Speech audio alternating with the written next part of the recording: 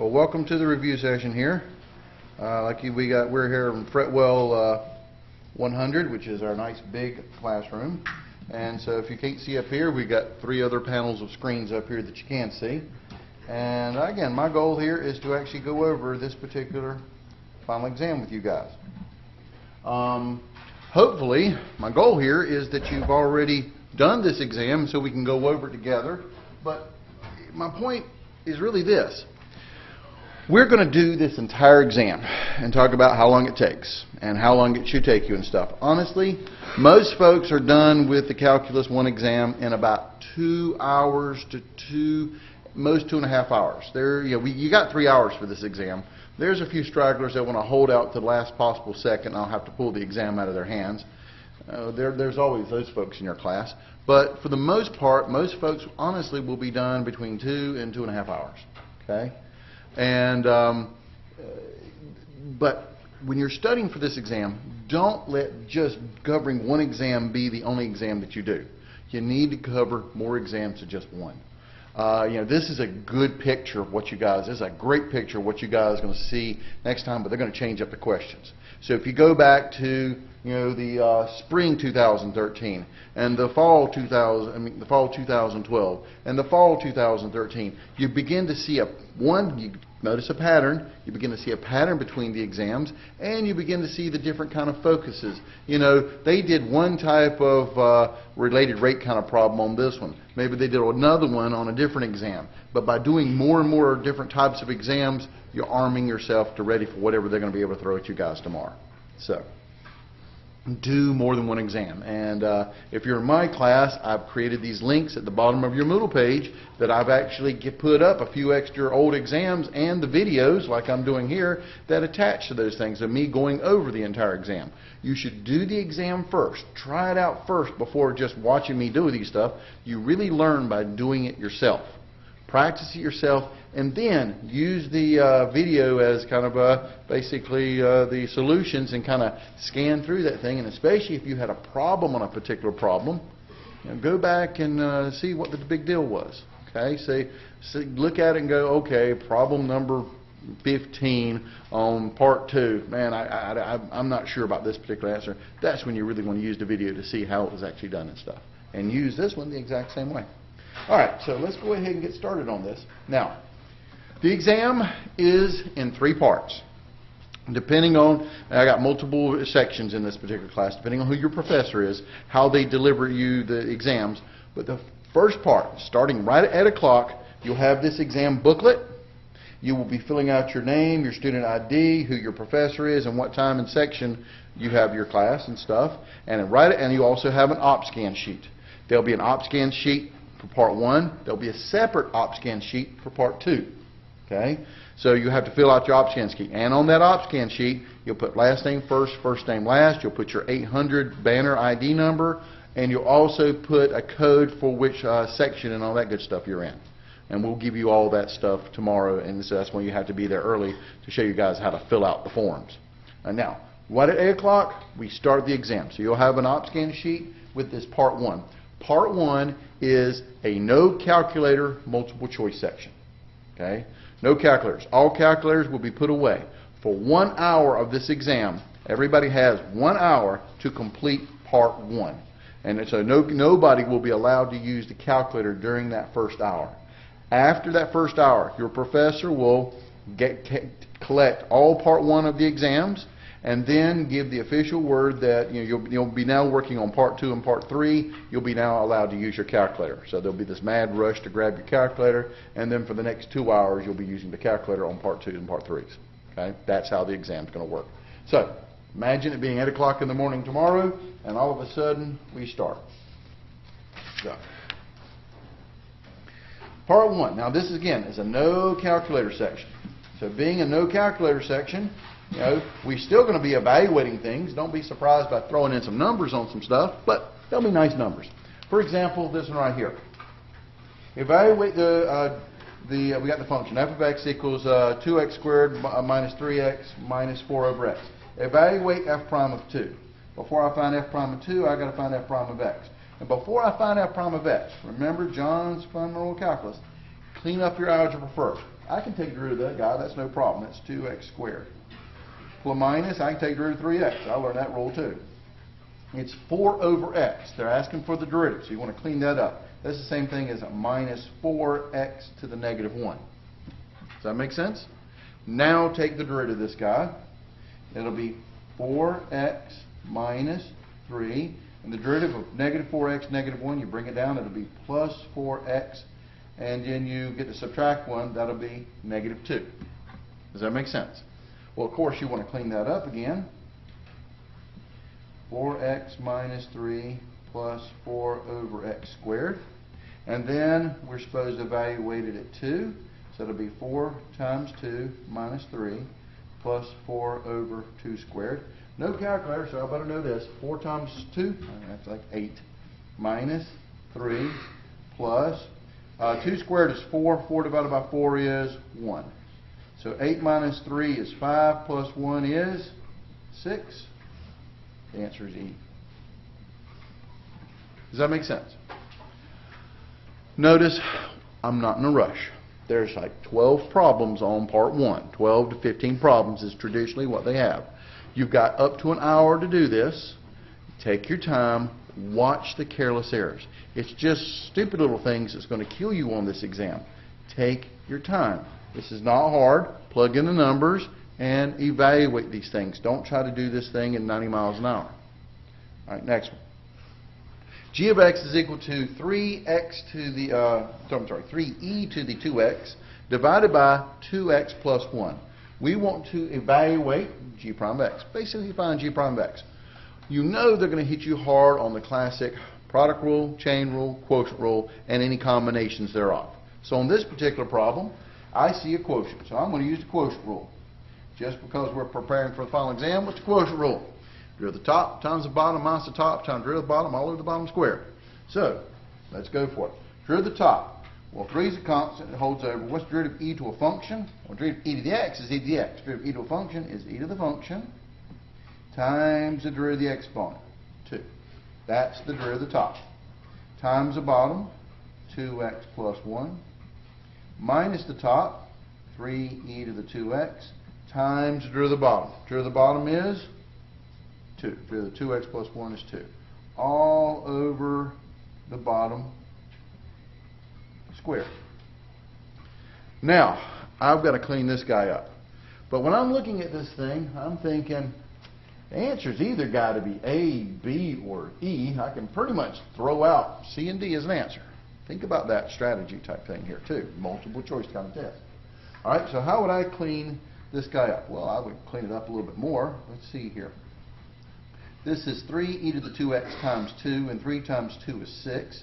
So this would be 6e to the 2x times 2x plus 1 minus 3 times 2 is 6e to the 2x all over 2x plus 1 squared.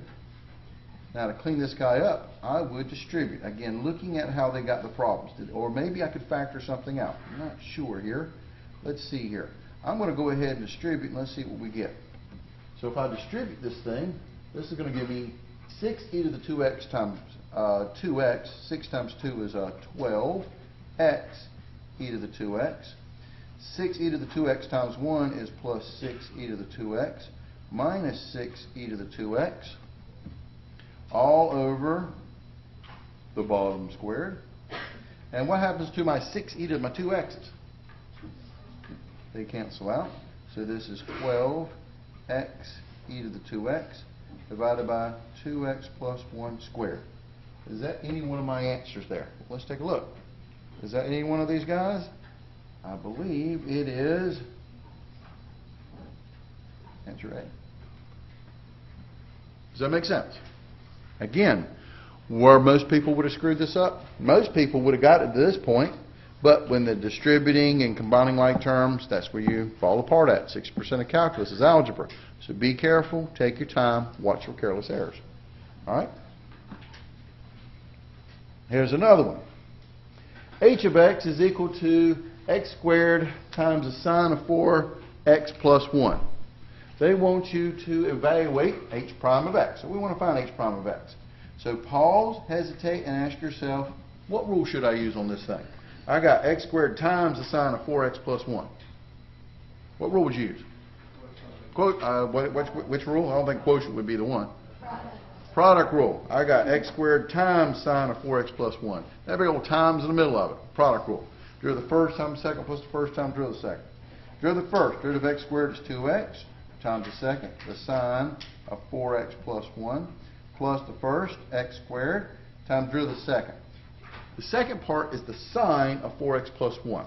Sine is the function on the outside, 4x plus 1 is on the inside, so I'd have to use the chain rule version of this. Chain rule, derivative of sine is what? Cosine, derivative of the outside, the inside, 4x plus 1 stays the same, times derivative of the inside. Derivative of 4x plus 1 is 4. So there's my answer, but of course I want to clean it up to make it look like this stuff. So what do we got here? H prime of x is equal to 2x times the sine of 4x plus 1. And I got a 2x times a 4. Might as well put that out front. That'll be plus 4x squared cosine of 4x plus 1. So does that look like any of them? And this is classically what they like to do to you guys. And that is, well, a plus b is the same thing as b plus a. They happen to put that guy first. There's your 4x squared cosine of 4x plus 1 plus 2x the sine of 4x plus 1. The answer is clearly C. Does that make sense? Keep on going. Let f of x be equal to the quantity cosine of 3x plus 1 quantity raised to the 4th power. So what's the big rule you're going to have here? And they love throwing one of these guys at you guys. So you can bank on this one. Chain rule within chain rule. I got power of 4 on the outside, this cosine of 3x plus 1 on the inside.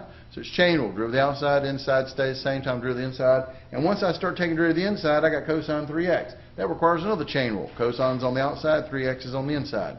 So it's chain rule within chain rule. So its classic rule is you take derivative of the outside, inside stays the same, time derivative of the inside, and you keep taking time derivative of the insides until you run out of insides. So let's see what the answer is going to be here. So big F prime of x is going to be cosine of 3x plus 1 raised to the 4th power, derivative of the outside, 4 pops out front. The cosine of 3x plus 1, and don't forget cubed, subtract 1. Derivative of the outside, inside stays the same, times the derivative of the inside here. I've got a cosine of 3x. What's derivative of cosine? Chain rule, derivative of the outside, negative sign. The inside, 3x stays the same. Time derivative of the inside, which is 3. Plus, and this is for your benefit, what's derivative of 1? 0, so I can just drop that off, but I wrote it like that for your benefit as you're studying. But now I want to clean this guy up. So, these are, let's see, I've got here 4 times a negative times a 3. 4 times negative 1 is negative 4 times 3 is negative 12. I got this sine of 3x, and then I'm going to put this parentheses cosine of 3x plus 1 cubed. And there is my cleaned up version of my derivative, which is, which one? Well, they happen to put the sign in the back. That's okay. All my parts are there, the 3x plus 1 cubed and the negative 12 as they combine like terms. So the answer for this one is D. Does that make sense?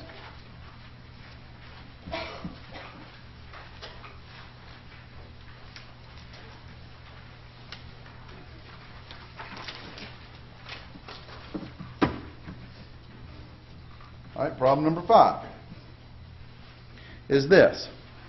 Let f of x be equal to 3x minus 1 times e to the 2x. Evaluate f prime of 0. Again, it's another, and again, focus on this. They're giving you a no calculator section, multiple choice, on Calculus 1. What is the main thing you guys have done in Calculus 1 all semester long? Derivatives. They're going to hit you hard on knowing your derivative rules. You can bank on that. Yes, they'll throw a limit problem at you guys, maybe an antiderivative problem just to keep you honest on this stuff. But the majority of the problems on part number 1 with the no calculator stuff isn't going to be word problems or anything major fancy. It's going to be basic taking derivatives and taking derivatives and evaluating easy numbers into it, like f prime of 0. Before I find f prime of 0, I got to find f prime of x. And of course, the first question is always this. What rule would you use to take derivative of 3x minus 1 times e to the 2x? Product rule. Derivative of the first, which is 3, times the second, e to the 2x, plus the first, 3x minus 1 times derivative of the second. Well, derivative of e to the x is e to the x, but anything else, derivative of e to a function is e to that function, e to the 2x times derivative of the exponent, which is 2. There's my answer. Don't need to clean it up. Why? Because they wanted me to find a f prime of 0. That'll be 3e to the 2 times 0 plus 3 times 0 minus 1 times e to the 2 times 0 times 2. All I did was plug in zeros for all my x's. 2 times 0 is 0, but what's e to the 0? So e to the 0 is 1, so this thing's going to go to 1. This thing's going to go to 1. So this would be equal to 3 plus 3 times 0 is 0 minus 1. That would be minus 1 times 1 times 2. Well, this will be 3. Minus 1 times 1 times 2 is minus 2. And 3 minus 2 is 1. The answer is A. Does that make sense? But notice something or other, where a lot of students will mess this stuff up. This is not hard stuff, but careless error kills in any math class, but especially a calculus class. So you notice that once I start plugging in my numbers, I'm very slow and methodical in terms of getting my numbers, making sure I don't make a careless error. I don't have a calculator to go back and double check myself on. Okay? Next problem. For what value of x does the function 2x cubed minus 3x squared minus 36x have a relative or local maximum value? Well, how do you maximize or minimize anything? What's the first thing I'm going to do? I'm going to take derivative. So take derivative of this guy would be, what is this, 6x squared minus 6x minus 36. But to find maximums or minimums, what do I do with my derivative? Set it equal to 0. Find those critical numbers, which is basically what they're asking me to find. So I'm going to set it equal to 0, and then I can factor out a 6. That'll give me x squared minus x minus 6 equals 0. Factoring out the 6, I got x squared minus x minus 6, and that's going to be an antifoil. And this one factors, what is this? X, what times what is 6? That subtract up to be 1. It's got to be 3 and 2. And one's positive, one's negative. Since the middle term is negative, the big number is negative. Got to be x minus 3 times x plus 2 equals 0. I set each factor, x minus 3 equal to 0. And I set the other factor, x plus 2 equals 0. And now I'm going to solve for x here. X is equal to 3, and x is equal to negative 2. Okay? When you got two critical numbers, chances are one of them is going to be a maximum, one of them is going to be a minimum. How do you tell? Well, I could go back and take these numbers and plug them into my original equation. The one with the highest y coordinates, the absolute maximum. One with the lowest y coordinates, the absolute minimum. We can do that trick. But I don't have a calculator, and that's not what they wanted you to do on this problem. So, because that's going to be, I could do that, but that's going to require me for some, basically a scrap sheet of paper on, 3 cubing, 27 times 2, 3 squared, that's 9 times 3. I mean, this is numbers I can do, 36 times 3. But I wanted to show everybody another way that they should be able to do this, which is this. Find the intervals of increase and decrease. So draw your number line, dealing with the derivative, and put your, in order, put your critical numbers. So the smallest critical number would be negative 2. The next one in order would be 3. Which one's going to be the max, which one's going to be the min, I don't know, because both those answers are there. So I've narrowed it down to 2 answers. The answer is either B or D. Okay? So which one's it going to be? Well, I'm going to do test values. Pick a number less than negative 2. I like smaller numbers. Let's see, how about negative 3? You could use negative 4, sorry. But I'm going to use negative 3. And here's the trick. So I'm also trying to show you guys tricks on this one. I could plug it into this equation if I wanted to, because that is my first derivative. But I'm going to plug it into the factored one. It's going to make the math with me without a calculator a little easier to plug in. This is my trick. So if I plug in negative 3, that'll be negative 3 minus 3. What's negative 3 minus 3? So this is 6 times negative 6. And what is negative 3 plus 2? Negative 1. What is 6 times negative 6 times negative 1? 36.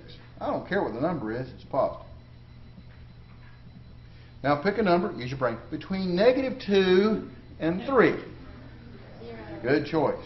And when plugging in 0, I actually go back to the original problem to plug it in, and that gives me a negative 36. That's not too bad. Don't care what the number is, it's negative. Pick a number bigger than 3. 4, good great choice. Plugging in 4, and I'm plugging in a number other than 0, I'm going to plug it back into the factored form. So it'll be 6 times 4 minus 3, which is 1, and 4 plus 2, which is 6. 6 times 1 times 6 is back to 36. We're back to being positive again. Now understand, this is those intervals of increase and decrease. So what's going on here is my function originally from negative infinity up to negative 2 is increasing. Then I'm decreasing. You with me? And then I'm back to increasing. So which one is going to be the maximum coordinate? Where do I go up and then go back down again? So this makes at negative 2 the maximum, and it makes at 3 the minimum. Does that make sense? So the answer to my question is actually negative 2. The answer is B. On this particular problem, a lot of students screwed it up. Do you know that I would say, in terms of my statistics and stuff, something like 40+% of the people who took the exam answered 3 as the absolute as the maximum value. You know why? Oh, it's easy. I can tell you why. They took a derivative, they set it equal to 0, and they solved. You've got two numbers, negative 2 and 3. Which one's bigger? Well, clearly 3 is bigger, so they circled 3. But you weren't. That's not the question. Which one's the bigger critical number? That would be the answer if that was the case. The question was which one has the maximum value. Which one has the maximum value? The local relative maximum value. So you actually have to figure out it's the y coordinate you need. The x coordinate just tells you where it's occurring at. So again, I could have done two things. I could have taken either one of these 2 points, 3 or negative 2, and plugged it into the original equation and figured out which one had the biggest y coordinate. That would have given me the maximum, which would have occurred at, honestly, it would have been at negative 2. Or I could do the number line bit. And without a calculator, this is what they were looking for. They didn't really want you to plug in numbers. I mean, it's doable to plug it into this thing. But either way, you can get the answer. Take a look at the next one. The graph of g of x, which is equal to 2x to the 5th minus 5x to the 4th plus 2x plus 1, is concave up on what interval? You notice these patterns here. Anytime I'm dealing with concavity, what does that deal with? Second derivative. So to get to the second derivative, I've got to take the first derivative. This would be 10x to the 4th minus 20x cubed plus 2. There's my first derivative. Now I'm going to take the derivative again. Let's see here. That would be 40x cubed minus, is that 60x squared. Agreed? How do you find inflection numbers? What am I going to do now? I'm going to go to the second derivative and do what to them? Set it equal to 0 and solve for x. Well, if I'm going to set this thing equal to 0 and solve for x, I could factor out 20x. 20x squared, thank you. 20x squared. And if I did that, I would get what? 2x minus 3 equals 0. I set each factor equal to 0. Each factor with an x in it, so it's like x squared equals 0, and 2x minus 3 equals 0. This gives me x equals 0, and x equals 3 halves. 1.5 for those decimal fans. All right, so I've got two inflection numbers. But they want to know on what interval is this function going to be concave up. So anytime you hear the word intervals, what are you going to do? Draw a number line. Put your critical inflection numbers on this one. On your number line, 0 and 3 halves. And this is a second derivative number line. And we're going to do test values on this thing. And I remind you, there's no calculator with this stuff. So pick a number, use your brain, less than 0. It's easy to plug in. Negative 1. And I'm going to plug it into, you can either plug it into this version or this version. It doesn't really matter. Negative 1. We'll do the original derivative before I factor it. Negative 1 cubed is negative 1 times 40 is negative 40. Negative 1 squared is 1 times 60 is 60. So this is minus 40 minus 60 is minus 100. Don't care what the number is. It's negative. Only really one option in my mind between 0 and 3 halves, 1.5, and that would be the number 1. Well, I plug in 1 into my second derivative. I'm going to get 1 cubed, which is 1 times 40 is 40. 1 squared is 1 times 60 is 60. 40 minus 60 is negative 20. But it's back to being negative again. And then pick a number bigger than 3 halves, 1.5. I pick 2. And plugging it into my second derivative here. 2 cubed is 8. 8 times 4 is 40 is 320. So this will be 320 minus 2 squared is 4. And 4 times 60 is 240. That's all that we care about. But 320 minus 240, the ability to do math, it's basic math without a calculator here. What is that going to be? 80? But the fact is, it's positive. And you didn't have to go out this way, but the point is, this is what we call basic math that we think you guys don't need to have a calculator on. So, I know some of you guys would argue that point, but I'm saying, hey, we think you guys should not have a calculator on this one. Now, what's the interval for concave upward? Upward means second derivative is what? And where's second derivative positive at? 3 halves to infinity. There's my answer, which is... Answer is D. Does that make sense? Questions, complaints, comments? All right. Well, you know, besides derivatives, what they're going to make you guys do, and there's some limit problems. So, yep, we need to go back and review some of that Chapter 1 stuff. It's been a while. But I want to remind you also, Chapter 3.7, I think it was. No, it was, no, excuse me, 2. L'Hopital's Rule. Was it 2.6 or something like that? L'Hopital Rules chapter. No, excuse me, it was 3.6 or something or other. All right, chapter 3. Take the limit as x approaches 3 of x squared plus 5x minus 24 divided by x minus 3. First rule of limits, what are you going to do? Plug in a number. They may give you an easy one. You know, what's the limit as x approaches 2 of x squared or something like that. First rule of limits, plug in a number. But when I plug in 3, 3 squared is 9. 5 times 3 is 15. 9 and 15 is 24 minus 24. What a surprise. It's 0 over 3 minus 3 is 0. Now, you've got two options on this problem. You can do a Chapter 1 option or you can do a Chapter 3 option. Chapter 1 option is with 0 over 0, do algebra. Okay, whatever algebra that is. Factor, you know, conjugates, those type of things. Or, and more importantly, remember this one. The easiest method when you got 0 over 0 or infinity over infinity is L'Hopital's Rule, which means you just take the derivative of the top over the derivative of the bottom. What's the derivative of x squared minus 5x minus 24 is 2x plus 5. Derivative of x minus 3 is 1. And now all you got to do now is plug in the number again. When I plug it in, that'll be 2 times 3 plus 5. That's 6 plus 5, which is 11. The answer is A.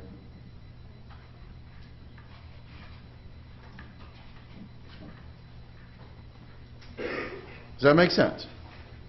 Lose you anywhere. But, you know, you could have factored it and canceled out the x minus 3's and then plug in 3 and you still would have gotten 11. Either way will work, but I am trying to show you more of the calculus way. Speaking of that one, look at this next one. Evaluate the limit as x approaches infinity of 2x cubed plus 3x minus 7 over 5x minus 4x cubed. Occasionally, you love them when they give a problem like this. As long as you know stuff, you can get this answer. Remember, when you're taking the limit as x approaches infinity or the limit as x approaches negative infinity, you're finding what we call the horizontal asymptotes. And if you wanted to, knowing that this actually gives you the horizontal asymptote, you can use the old famous horizontal asymptote theorem, which was a deal about the degree of the numerator versus degree of the denominator. When the degree of the top is bigger than the degree of the bottom, the answer is going to be infinity or negative infinity.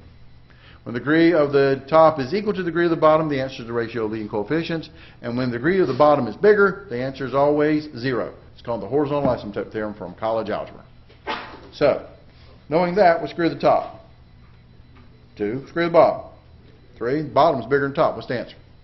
Yeah, pretty much done there. However, I will also, since I'm trying to prepare you guys for a calculus exam, Another way, and maybe this was on the free response part of the test, and you were actually supposed to show some work, instead of writing out the big horizontal asymptote theorem type thing here, you could do this. Well, if I plug in infinity, infinity squared is infinity, plus 3 times infinity is infinity, minus 7, no, it's just infinity. This is an infinity over infinity minus infinity cubed. That's a bigger infinity than this one, so that would be negative infinity. But it is an infinity divided by infinity.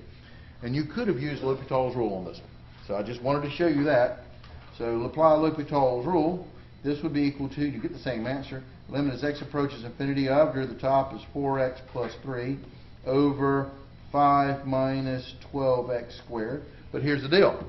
If I plug in infinity again, 4 times infinity is infinity plus 3 is infinity over infinity squared is infinity times 12 is infinity. 5 minus infinity is negative infinity. So I get the same thing, which means you can apply L'Hopital rule again. You can use L'Hopital's rule as many times as you need. So this is equal to the limit as x approaches infinity of 4, here at the top over here at the bottom, divided by 24x. When you plug in infinity now, I'll get 4 divided by infinity times negative 24 is negative infinity.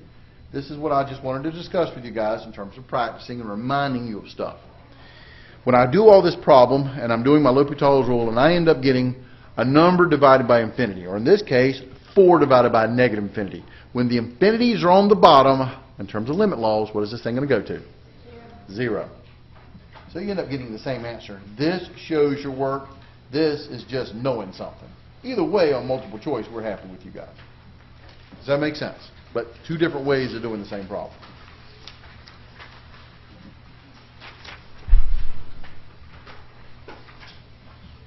Now this next one, it was embarrassing that they actually put these directions on this one, so bank on them not doing that again this semester. Use L'Hopital's rule to evaluate the limit as x approaches 0 of e to the 2x minus 1 over x. They shouldn't have had to say that. They should have just said this. Evaluate this guy. First rule of limits, plug in a number. When I plug in 0, 2 times 0 is 0. E to 0 is 1. 1 minus 1 is 0 over, x is going to 0. So it's 0 over 0, which screams what? L'Hopital rule, because the reason why, instead of doing algebra, I'm not sure what algebra I can do on this one. This one's an E-style problem. So it screams you really have to do L'Hopital's rule on this one. But, okay, they told me to do it too. That helps.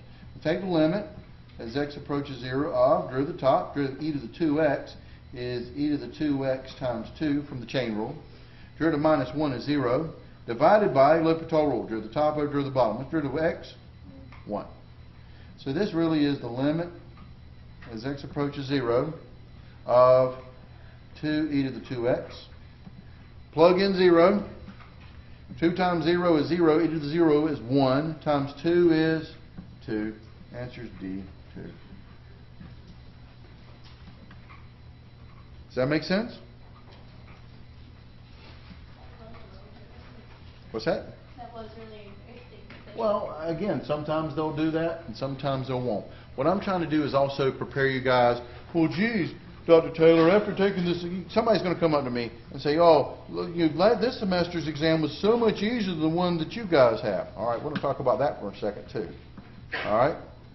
Now, I'm doing this one for you guys, and so I'm going to ask you guys a question when we're done with this thing, how you would have done on this final exam. And then I'm going to tell you guys the real statistics on how folks did on this final exam. And you guys will be amazed. But I'm going to let you know, I did the same thing last semester. When I did last semester's exam,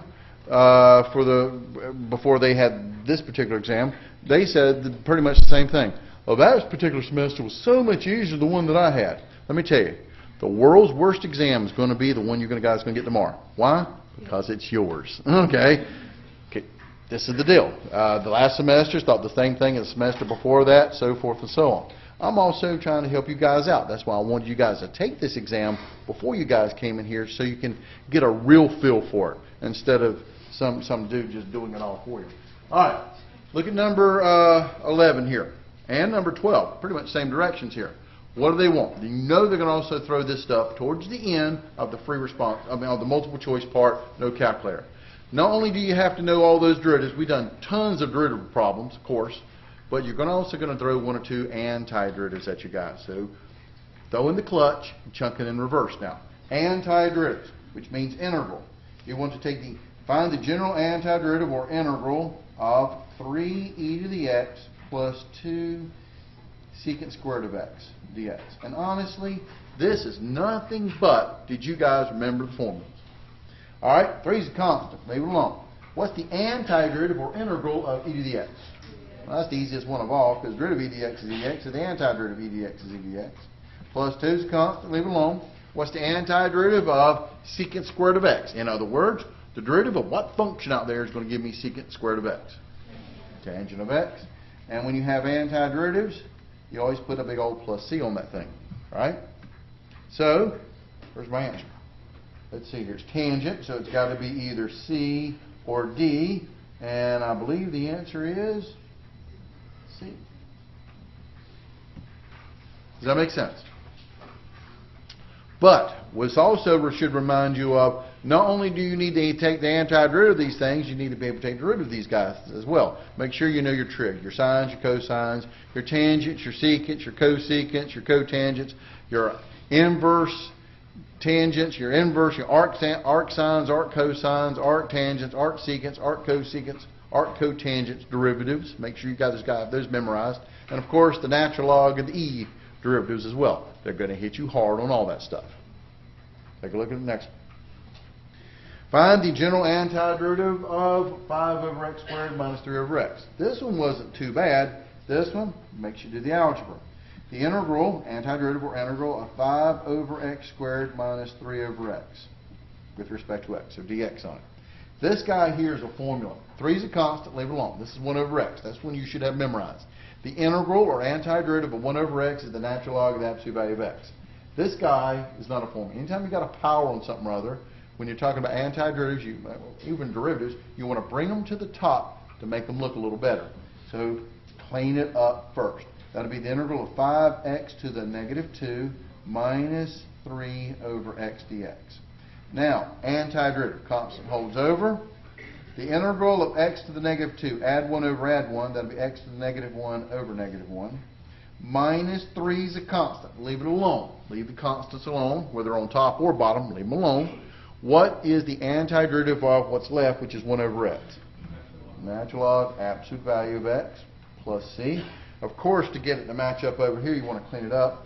So, negative exponent goes on the bottom. 5 divided by negative 1 is negative 5 over x on the bottom. Minus 3, natural log, absolute value of x, plus c. And the answer is e. Does that make sense? Did I lose you guys anywhere? And of course, you know they may throw a little physics problem at you.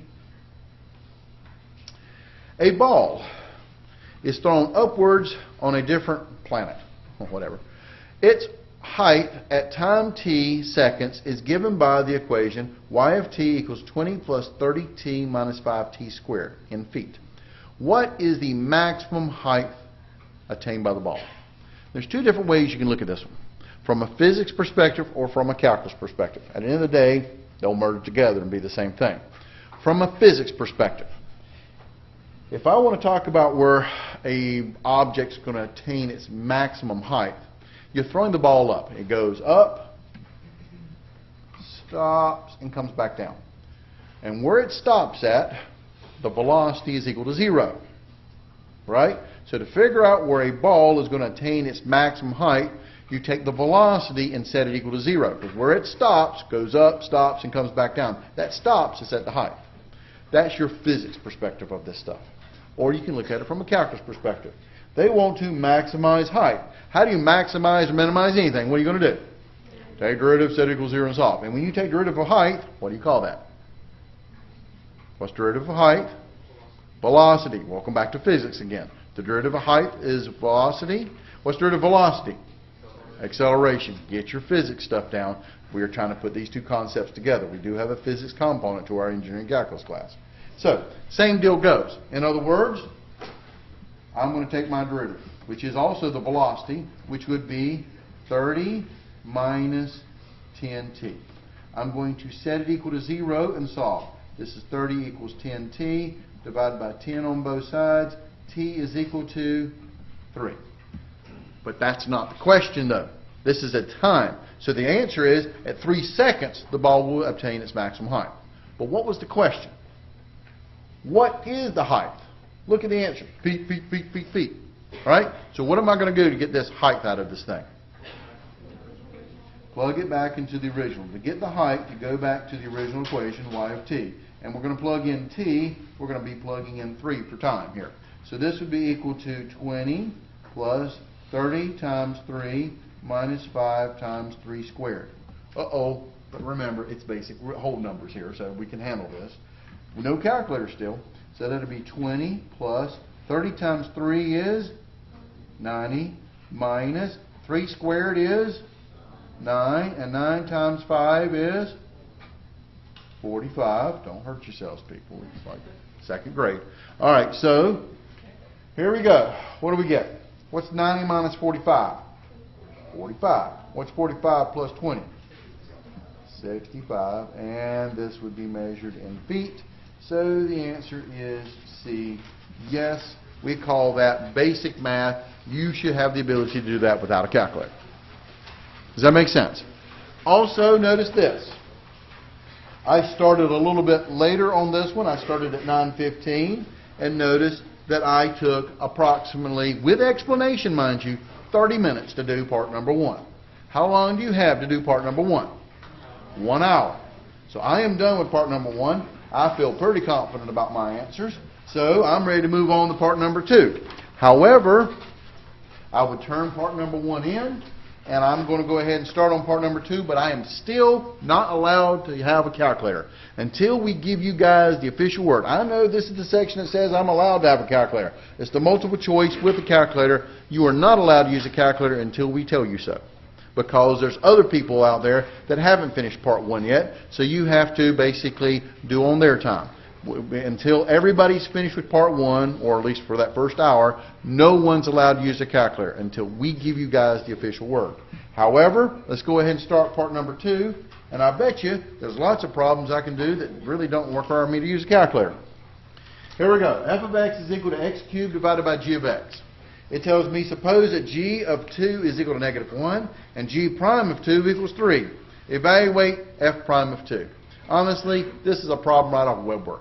A WebWork style problem where you have, okay, x cubed divided by some arbitrary function that we know the derivative and the functional value of at the point 2.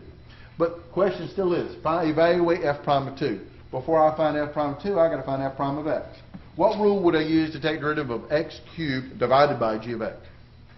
Quotient rule. Derivative of the top times the bottom minus the top times derivative of the bottom all over the bottom square. All right, derivative of the top. 3x squared, derivative of the top times the bottom, g of x, minus the top, x cubed times derivative of the bottom, g prime of x, all over the bottom, g of x squared.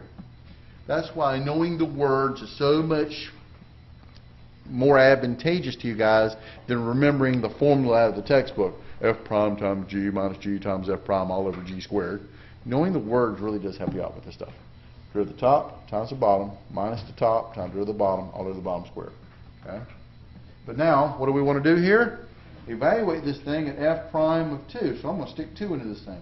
That'll be 3 times 2 squared times g of 2. And I'm doing this for your benefit as I'm writing it up so you guys can go back and study it later. That'll be 2 cubed times g prime of 2 all over g of 2 squared. But now they told me within the problem what g of 2 is, that's negative 1, and what g prime of 2 is, that's 3. So this would be 3 times 2 squared times g of 2, and g of 2 is negative 1, minus 2 cubed times g prime of 2, g prime of 2 is 3, all over g of 2, which is negative 1 squared. So far so good. All I did was plug in my numbers. Now, my calculator's still waiting way over there, and I'm still not allowed to use the calculator. It's all right, I don't need one for that. But remember, order of operations, take your time. Order of operations, I'm going to do the exponents first. What is 2 squared? 4 times 3, 12 times negative 1, negative 12. Minus 2 cubed, 8, and 8 times 3, 24, all over negative 1 squared is 1. Okay? Minus 12 minus 24. I think I can handle that without a calculator. What's that? Negative 36 divided by 1 is negative 36. The answer is A. Sorry, you guys can see this. The answer is A. Does that make sense? All right, keep going. I also told my students yesterday, and I'm telling everyone again today, the other reason why you guys want to do more than just one test, one exam, do multiple exams, is when you're going through this thing, you should also be having a nice little sheet of paper beside the exam that you're taking to write down any kind of strange formula or strange idea that you haven't seen for a while, just to remind yourself of stuff. Here's one. Let f of x be equal to 4x minus 4 minus x, if x is less than or equal to 2, and k plus x squared when k is greater than 2. Choose k such that the function f is continuous at x equals 2. So this is another one of those idea questions. So, and it's been a while since we did the concept of continuity, and which was the limit, which was chapter 1 stuff. For a function to be continuous, the limit has to exist, the functional has to exist, and they got to be equal to each other. Limit has to exist, the functional value has to exist, and they got to be equal to each other. With piecewise function, the functional value exists because there's your equal to right there. The real question on this is, what's the limit going to be? And remember, for a limit to exist, the limit from the left has got to be equal to the limit from the right. They've got to meet up at the same point. So the real question on this one is to make sure these two guys meet up at the same point. You should take the limit as x approaches 2 from below, and you're going to take the limit as x approaches 2 from above, and you're going to set these two guys equal to each other. That makes the limit meet up. But if I'm taking the limit as x approaches 2 from below, I'm slightly less than 2, which means I'm going to put it into the top part of my piecewise function. And if I take the limit as x approaches 2 from above, that means I'm slightly bigger than 2. Bigger than 2, I plug it into the second part of the piecewise function, which is the k plus x squared. What's the first rule of limits? Plug in the number, and we're talking about x going to, in this case, 2. 2 from below and 2 from above. So I'm going to plug in for x, 2. This will be 4 minus 2. That's going to have to be equal to, now I'm taking the limit as x approaches 2 from above of k plus x squared. K is the constant I want to solve for. Leave him alone. Plus, we're plugging in for x, 2 squared. This just gives you an equation here. What's 4 minus 2 is 2 is equal to k plus 2 squared, which is 4. And I'm going to subtract 4 from both sides to solve for k. So what's k equal to? Negative 2. The answer is A again. Does that make sense? But again, this is why you want to look at it. It's been a long time since we did a lot of this continuity kind of limit problem stuff. All right?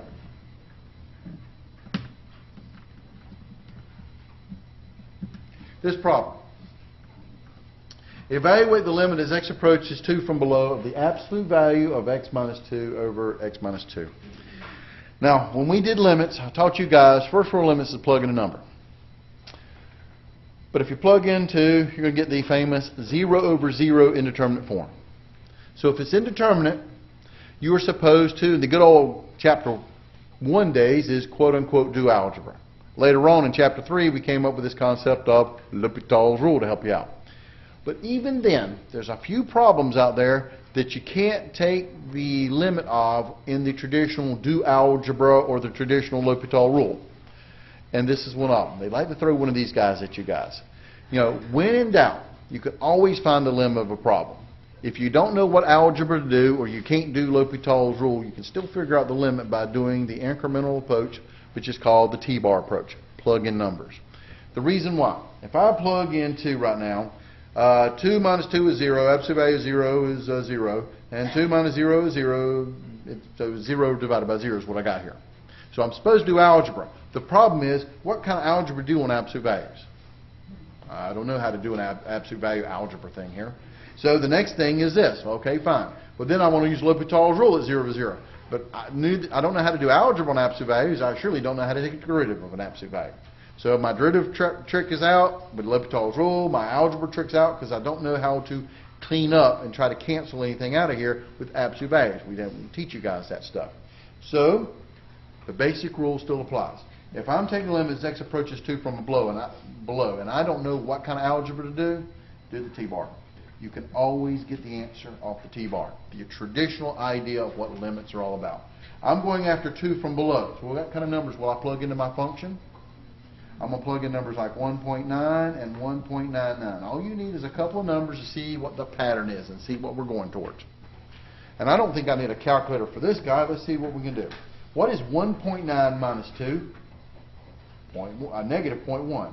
What's the absolute value of negative 0.1? Positive 0.1. Divided by 1.9 minus 2 is negative 0.1. What is positive 0.1 divided by negative 0.1? Negative 1. Okay, let's do one more. Let's just see if we're getting the same answer here. 1.99. 1.99 minus 2 is negative 0.01. Absolute value of negative 0.01 is positive 0.01. Divided by 1.99 minus 2 is negative 0.01. What is a positive 0.01 divided by a negative 0.01? Negative 1. So what is my limit going towards? Negative 1. The answer is B. That makes sense.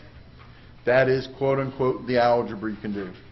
You know, I still got a few minutes before my hour's up, but yes, you're absolutely right. You can sit there and use your calculator on this thing, but if you're going to use your calculator, you better know where the absolute value button is. It's under the Math, Numbers, ABS right there. So if I'm doing like the absolute value, and there it pops up there, of 1.9 minus 2, and I'm going to divide that by parentheses 1.9 minus 2. Notice what I get.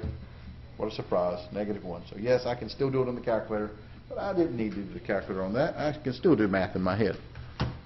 All right, take a look at the next guy. When we consider the function only when x is greater than or equal to 0, so that's kind of your domain here, the function f of x equals 2 plus x squared has an inverse function. Evaluate f inverse of 6. Again, another problem. This was in chapter, we did inverses in chapter 3, chapter 3.1, 3.2 stuff. And here was the main idea.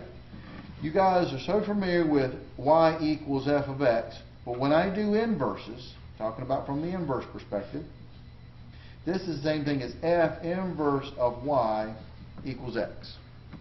So this is what they're after, knowing your notation. Okay? So if I'm looking at this problem, and they gave me this, that f of x is equal to 2 plus x squared. Remember, f of x is the same thing as y.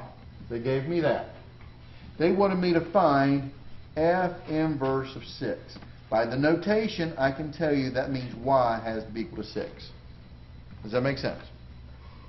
Y has to be 6. They want to figure out what the x value is. So here we go. So I'm going to replace y with 6. Y is the function there. So this will be 6 is equal to 2 plus x squared. I'm going to subtract 2 from both sides. Does that make sense? This is going to give me 4 equals x squared. Then I'm going to take the square root of both sides. So x is equal to, officially, plus or minus 2. So I get x equals 2, and I get x equals negative 2. But what did they tell me about the domain? X is supposed to be what? Greater than or equal to 0. Which means this guy is out. What's my answer? 2. The answer is D. Does that make sense? Again, no calculus involved in this stuff. But this also should remind you that, hey, there were some other derivative rules about inverses and stuff. This was just manipulating inverses. Just a little side note here. You may want to go back and just review something like this. How do you take the derivative of the inverse? F inverse of A prime. You guys remember the rule for that guy? This was also in chapter 3. That was equal to 1 over the derivative evaluated at F inverse of A. And go back and take a look at that particular formula, because you never know, it may show up, may not, don't know. But this kind of problem reminded me of when we did calculus with that stuff too. There's no calculus involved in this, this is an algebra question. All right. You know they're going to throw problems like this at you guys. The idea of analyzing graphs. That's a big part of what Chapter 4 was all about. Analyzing the pictures of graph and the relationship between the function, the derivative, and the second derivative. Okay? The other major part of that was those two major kind of word problems you're going to be hit on in this exam. Related rates and optimization. They're going to hit you hard on those two word problem styles. How to do a related rate problem, so go back and review and study, and how to do optimization problems, which was recently on your last test. All right, number 5 here. The complete graph of y equals f prime of x is shown. So I'm going to go ahead and label it. This is f prime of x. This is my derivative graph. What values of x correspond to a relative maximum for the function f? They want me to maximize f. All right. And note, you're given the graph of f prime, and you're being asked about the function f. They're trying to really get out of your way here to try to tell you. This is the f prime graph.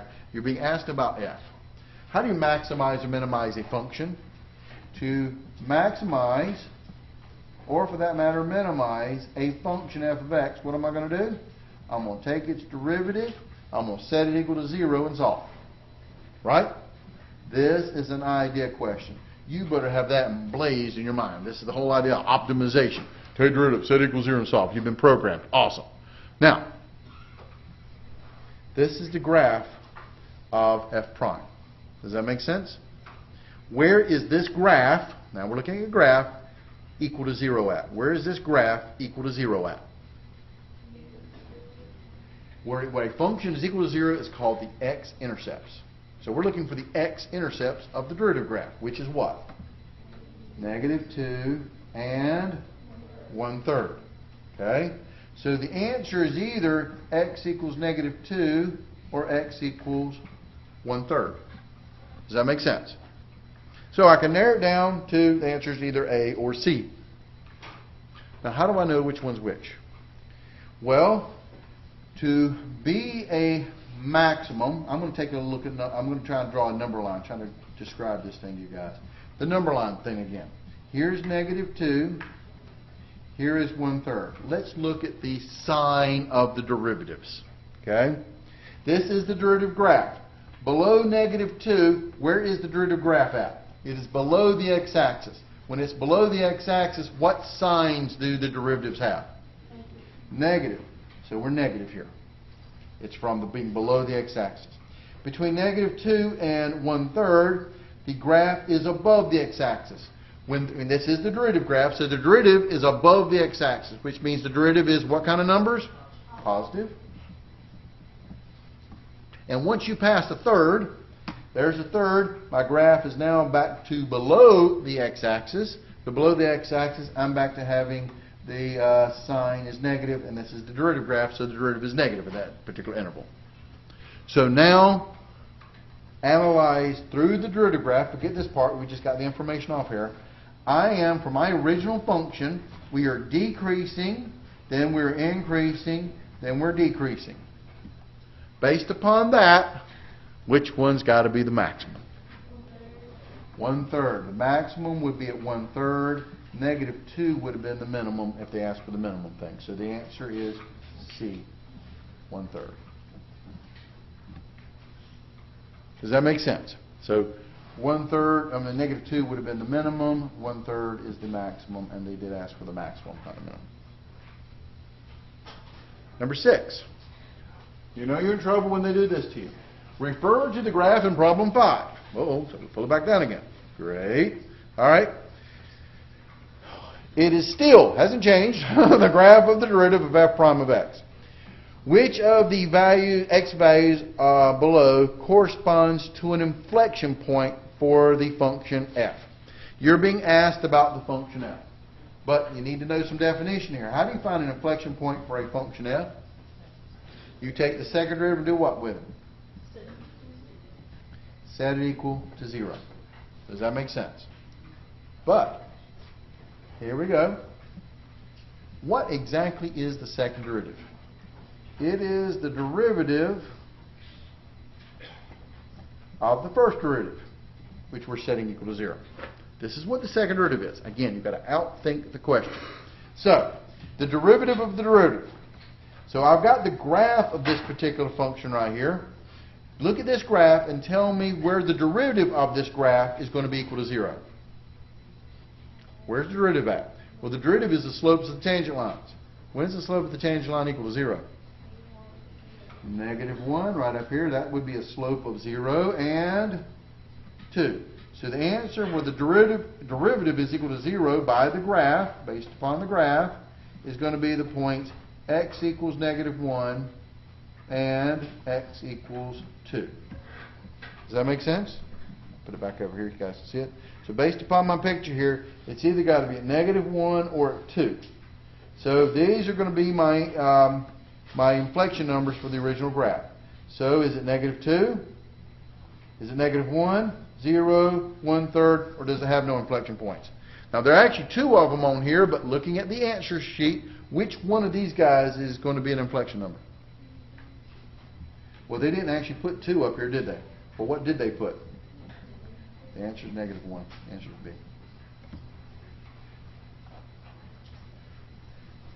Which of the x values below corresponds to an inflection point? They didn't ask you to find all the inflection points. They just, here's a lineup. Which one of these guys is an inflection point? Out of the list they gave me, the inflection number is -1.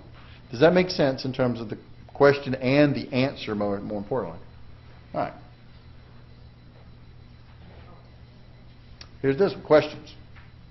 All right. This one, number 7. Find the horizontal asymptote for the function f of x equals 3 plus 2x plus x squared divided by 2 minus 5x minus x squared. Now, here we go. This is a definition. This is why you have that nice little sheet of paper at the side of your exams when you take these exams to write down these definitional idea things to make sure you get them down. Because this is how they ask definitional questions. How do you find a horizontal asymptote? That's all I really need to know. To find a horizontal asymptote, to find the HAs, what do? We take the limit as x approaches infinity of the function, f of x, or you take the limit as x approaches negative infinity of the function. Okay? Plus or minus infinity. This is how you find horizontal asymptotes. So, being this is a polynomial, all I need to do here is take the limit as x approaches infinity of 3 plus 2x plus x squared divided by 2 minus 5x minus x squared. And if you notice, we did a problem like this just a few seconds ago. Part 1, actually. And so you got 1 or 2 choices here. Because when I plug in infinity, or plug in negative infinity if you want to, you can get the same answer. When you plug in infinity, you're going to end up getting an infinity over infinity style look. Which means I can use Potala's rule, but you know, this exam is also about what you guys know. And I don't have to show all my work on the multiple choice. I have to show in detail all the work on the free response. So being that this is the case, I would actually just go straight for the answer. What's degree at the top? 2. Degree is 2. What's degree at the bottom? 2. So when the degree at the top equals degree at the bottom, what's the answer? Ratio of the leading coefficient. Be careful. What's the leading coefficient for the top? They tried to mess you up by putting them out of order. That was the big deal on this one. What's the leading coefficient?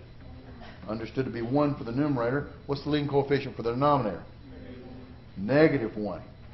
And so, what's 1 divided by -1?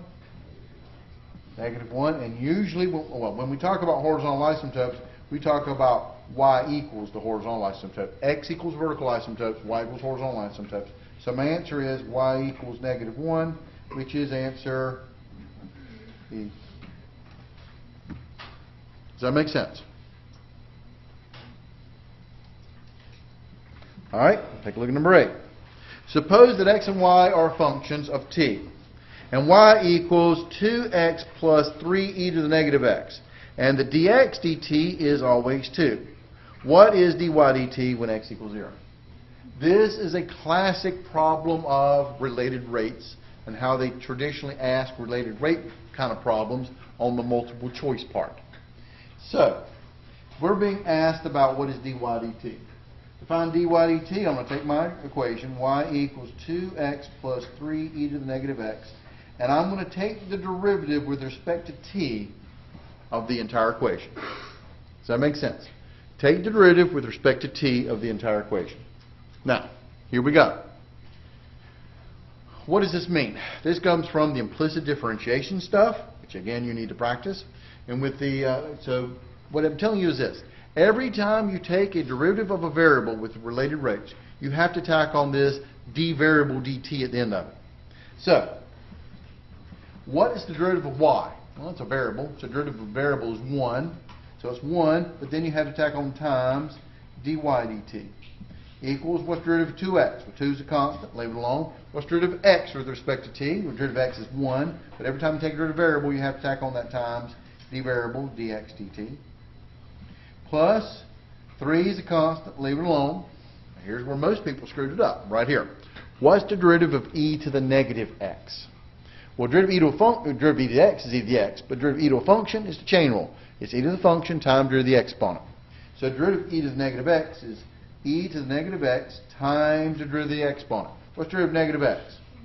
Negative 1, but it's an x, so times you have to tack on the dx dt. Every time you take a derivative variable, you have to tack on that d variable dt from the related rate concept. Does that make sense? What are we supposed to find?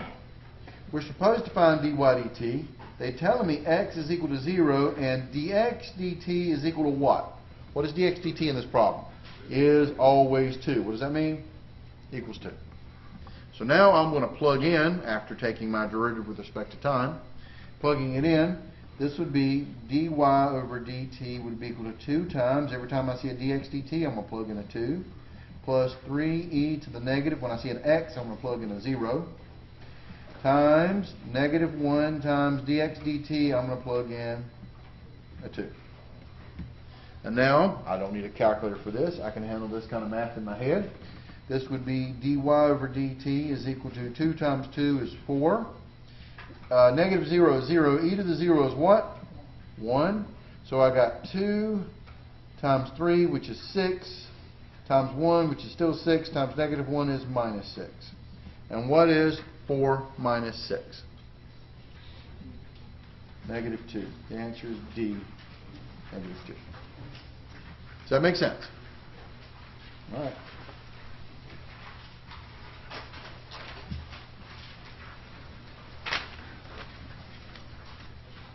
Number 9. A radioactive substance, X, decays at a rate proportional to its size. This is that Chapter 3 stuff and all the formulas on all those word problems we covered in Chapter 3. X decays at a rate proportional to its size.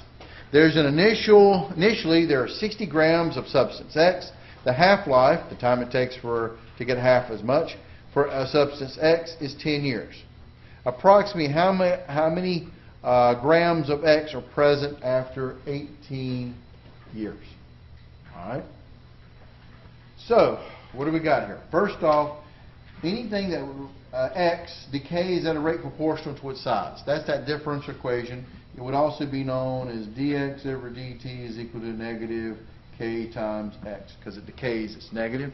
But what you were supposed to memorize when it comes to decay problems, or when you have something grows or decays at a rate proportional to its size, you get this formula. You get, I used to call it P of t equals P naught e to the negative kt. This is your population growth, or because I put the negative for the k there, it's the population decay. So, what threw people off on this one was they called it x. Who cares? So it's substance X. So this is X amount after a certain time equals the initial amount X e to the negative k times t. There's your formula now. They just wanted to call it X instead of P naught or P or whatever. Does that make sense? So let's read through this problem again. Initially, there's 60 grams of substance X. So what does that mean? The initial amount of X is what? 60 grams. The half-life, which means the time it takes to get half as much. So when time is equal to 10 years, the amount of substance I'm going to have is going to be cut in half. I'm starting out with 60 grams. After 10 years, how many grams am I going to have? 30 grams. I'm going to have half as much. Okay? Now, plug this stuff in. I'm going to get this. So I get X after 10 years is going to be 30 is equal to 60e to the negative k, and my time was 10 years. So I'm plugging in for time, 10 years. My initial amount was 60, and after 10 years, I'm getting 30. So now I'm going to sit there and solve for k to figure out the decay constant. So here comes your algebra again. How am I going to solve for k? What's my first move? I'm going to divide by 60. This is going to give me 1/2, this cancels, equals e to the negative 10k. What's your next move? Once you get to e by himself, what kills off e's? Now you take the natural log of both sides. So this is natural log of 1/2 is equal to the natural log and e's cancel, negative 10k.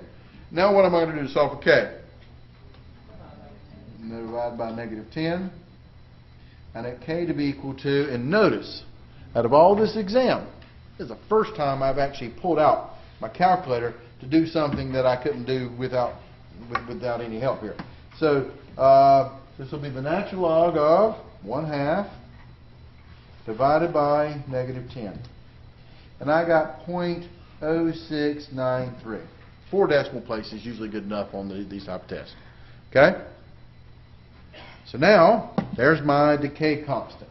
That gives me my equation. X of t is equal to x naught, which was 60, e to the negative, what was my k? 0.0693t.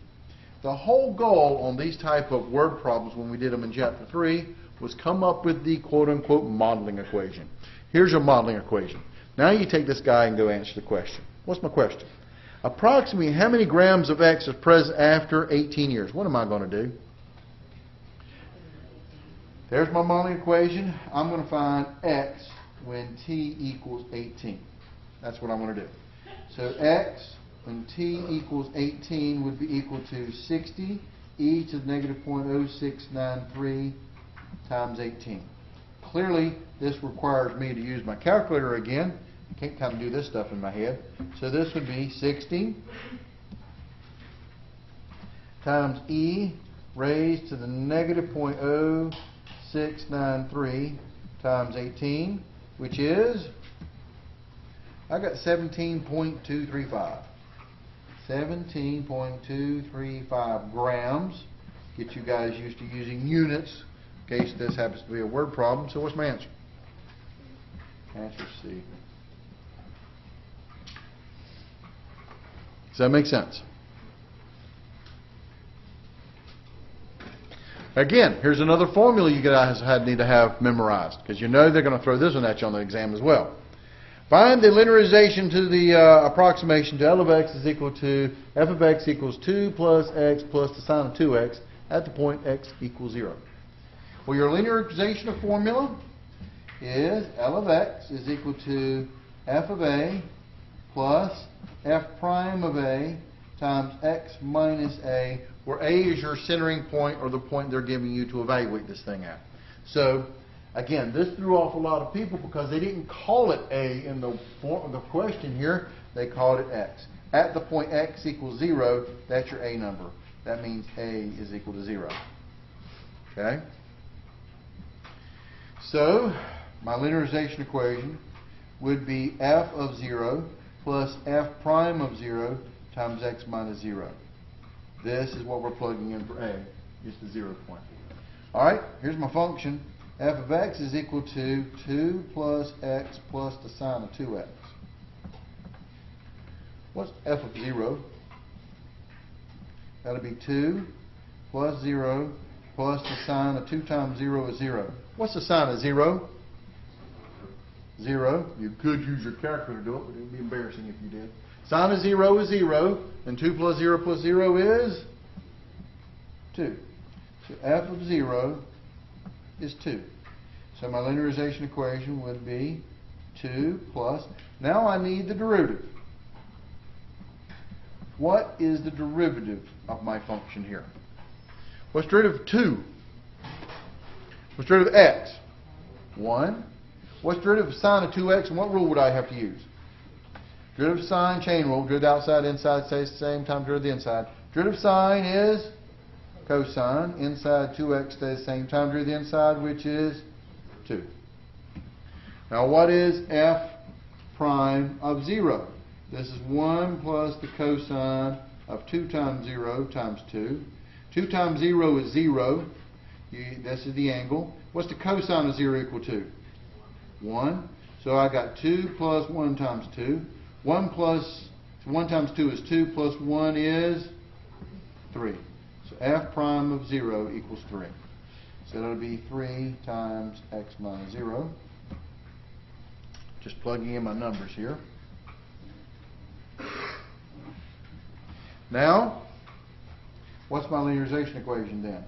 It's going to be 2 plus 3 times x is 3x, which is answer 2 plus 3x. Answer E.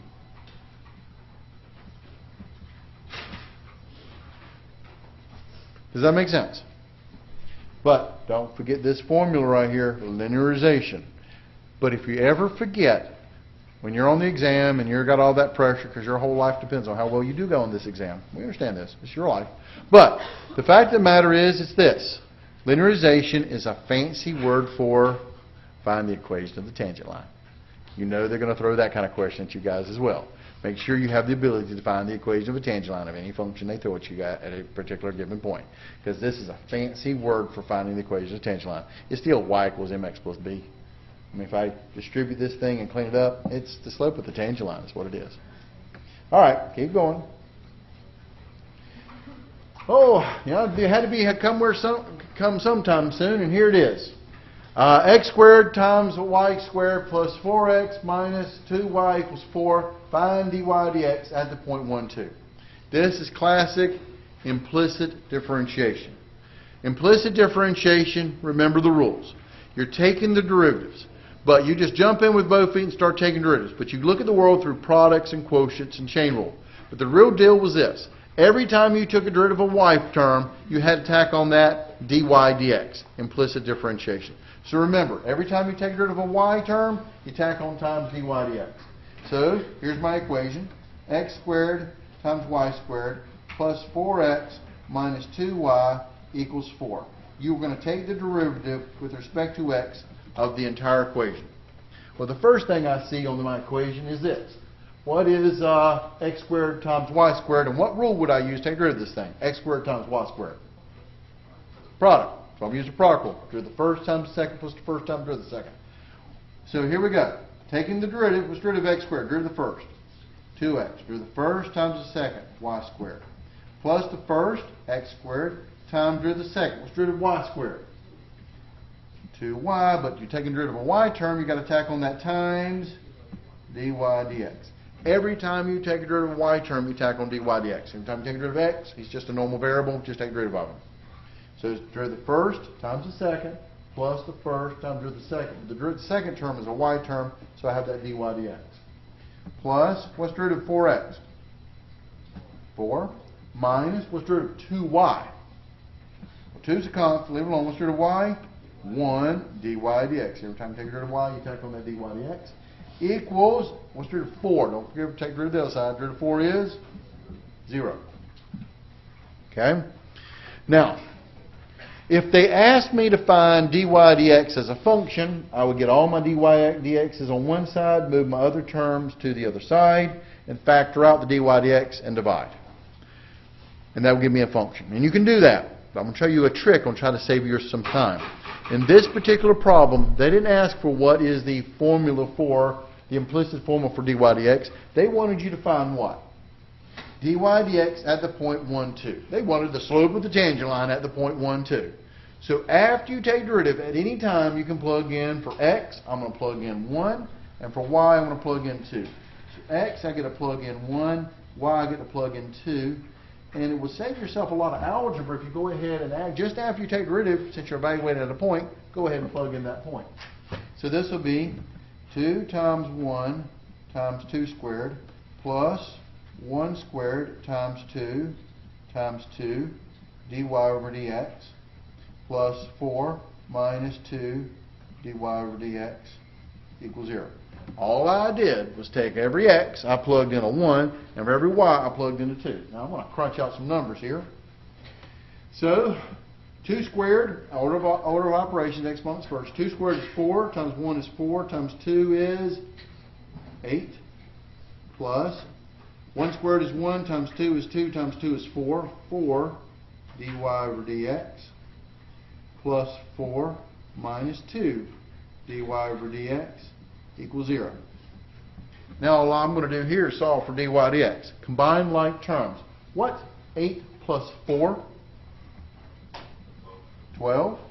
What is 4 dy dx minus 2 dy dx? It's combining like terms. 4 dy dx minus 2 dy dx is plus 2 dy over dx equals 0. Subtract 12 from both sides. 2 dy over dx equals negative 12. Divide by 2 on both sides. And what do I get? Dy over dx is equal to negative 12 divided by 2 is negative 6. The answer is negative 6, which is answer E. Oh, sorry, I'm off page there. Does that make sense? Don't get me wrong. You could have taken this equation. If you want good practice, go ahead and take that equation and solve for the dy dx by putting the non-dy dx terms to the other side, and then factoring out the dy dx and then dividing, and then plug in your number. You get the same answer. But this just saves you a lot of effort in trying to do that by just go ahead and plug in the numbers, and then you've got to combine like terms. All right, question number 12 here.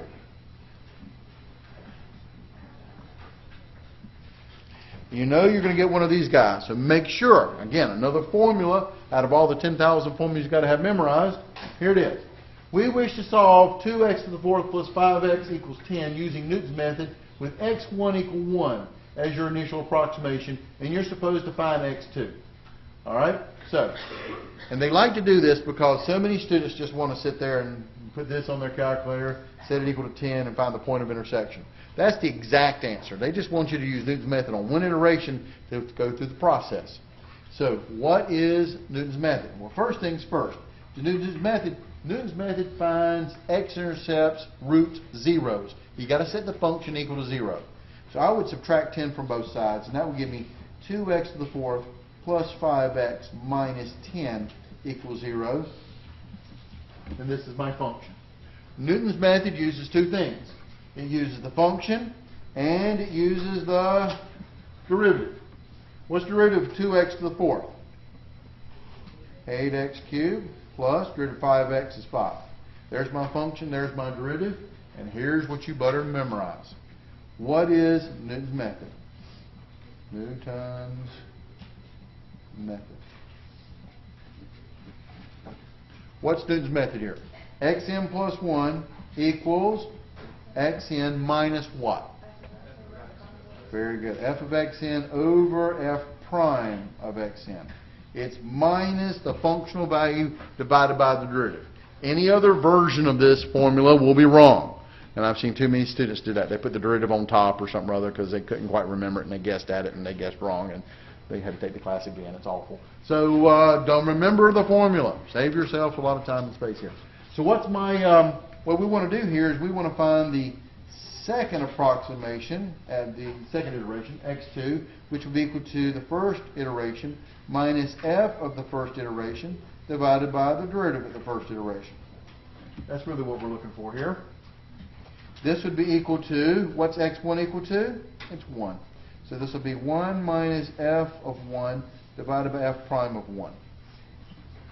This will be 1 minus some math we can do in our head here. What's f of 1? Well, that'll be plugging 1 into this thing. 1 to the 4th is 1, times 2 is 2. 5 times 1 is 5. So this is 2 plus 5, which is 7. Minus 10 is negative 3. Watch your signs. I'm minus the functional value, which is negative 3, divided by the derivative. Derivative evaluated at 1. This is 1 cubed is 1, times 8 is 8, plus 5 is 13. So my x2 is going to be 1, a minus is a plus 3/13. Clearly they went decimal on this thing, so I shall pull out the calculator at this point. By this time, everybody's allowed to use the calculator. So this will be 3 plus 3/13 which is 1.230769231, which they wanted 2 decimal places. So what's my answer? 1.23. The answer is E. Does that make sense? Well, you will notice that we had 13 questions in part 1 with no calculator, multiple choice. We had 12 questions in part 2, multiple choice with a calculator. Well, cruising right along, and this is a good pace that we're taking it. Notice I have not speeded up. I've actually taught you guys about these problems. I'm lecturing to you guys about this stuff. My point is, you'll have plenty of time for the exam. The third part is where you want to shine for us. This is the free response part. How the exam is graded. 60% of the grade is going to come from the multiple choice questions. 40% is going to come from the free response. But if you think about it, that means that you got 30% for part 1, 30% for part 2, 40% for part 3. Does that make sense? So this is weighted accordingly. Show your work. You know something or other. Never leave anything blank. But look at how they like to word these questions. It's again why you want to go back and look at multiple exams to get a feel for how they word questions. So this particular exam had 5 questions. You will have to, on each version, on each section of test, you will put your name, your student ID number, the instructor, and the time and section number that you have. Okay? So, now, flip it over. First question. This is where you're guaranteed. I mean, you can pretty much bank on this one. There's going to be at least one optimization, at least one related rate problem, and a few other word problems we can throw at you guys. So watch for them. All right, showing your work. Occasionally they'll throw some interesting derivatives, but this is more of showing your abilities, how you know calculus, and knowing how to work your way through particular word problems. They like to do this part A, part B, part C, and try to help you walk through these tests. To get the ultimate solution on these things, they're trying to help you guys out. But sometimes you're going to look at the way they ask the questions and you're going to go, this isn't helping me, this is hindering me. Well, just go after the answer and then go back and fill in the blanks if you need to, whatever it is. But also notice one other thing before I jump on this. I haven't needed any scrap paper. Every problem that I've done right beside the problem that was asked of me in part 1 and part 2. I mean, I had to kind of bleed over a little bit maybe to another part or something or other, but I have plenty of space and plenty of room to work every problem stuff, as long as I'm not writing gigantic or anything like that. So here we go. Same idea here. Show your work. You want to show your work on this stuff. You just don't want to come answers 2. We're not going to give you credit for answer being 2. You have to show us how you got 2. It's all about, not about the answer, about how you got the answer. And we do grade off of partial credit. So show us what you know. An airplane flying horizontally at a speed of 240 miles per hour and an altitude of 1 mile passes over the cone center at noon. Determine how fast the distance between the plane and cone center is changing at 3 p.m. See diagram below. So we got the plane up here, so draw some stuff on this thing. Let us know what's going on here. We've got a plane flying over the cone center. Cone center is right here. How fast is that plane going? 240 miles per hour. Does that make sense? Miles per hour. What exactly is that? That is a rate.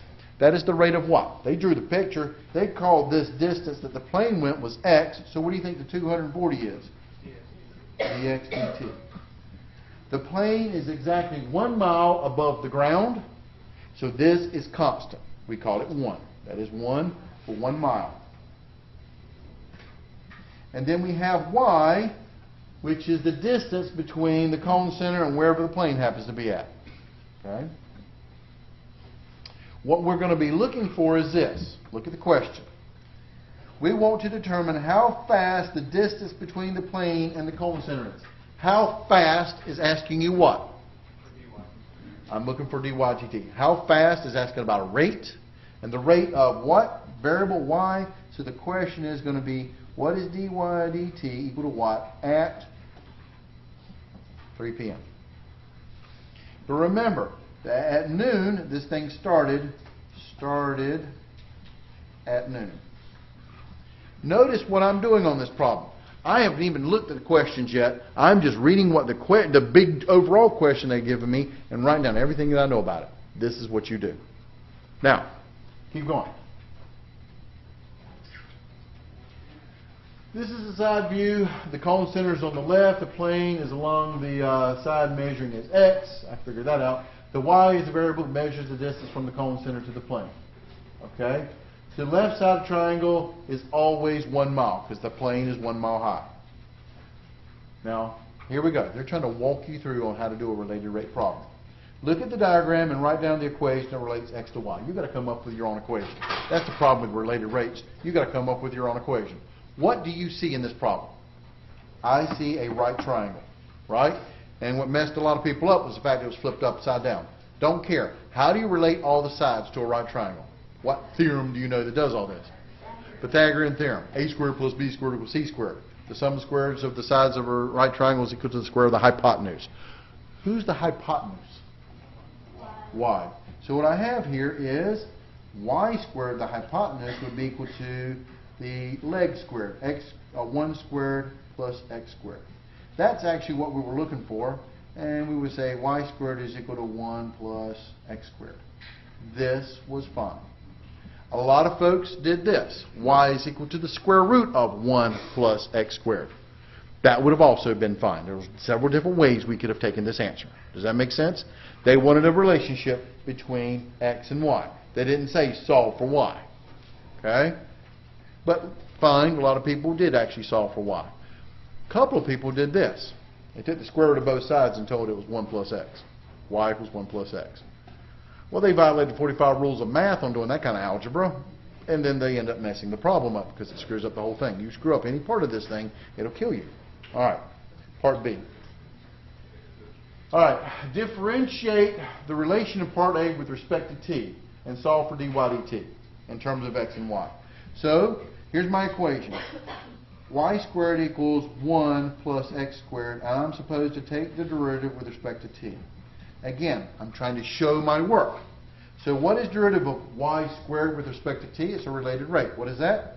That's 2 dy dt. Equals, what is the derivative of 1 with respect to t? 1 is a constant. So what is it? 0.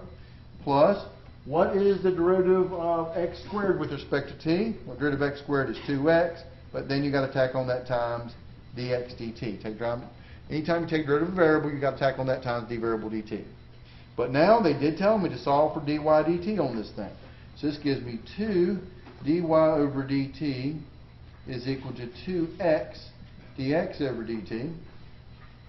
Oops, I screwed something up there, didn't I? I lost my y. I'm sorry about that. The derivative of y squared is 2y dy dt. The derivative of 1 is 0. The derivative of x squared is 2x dt.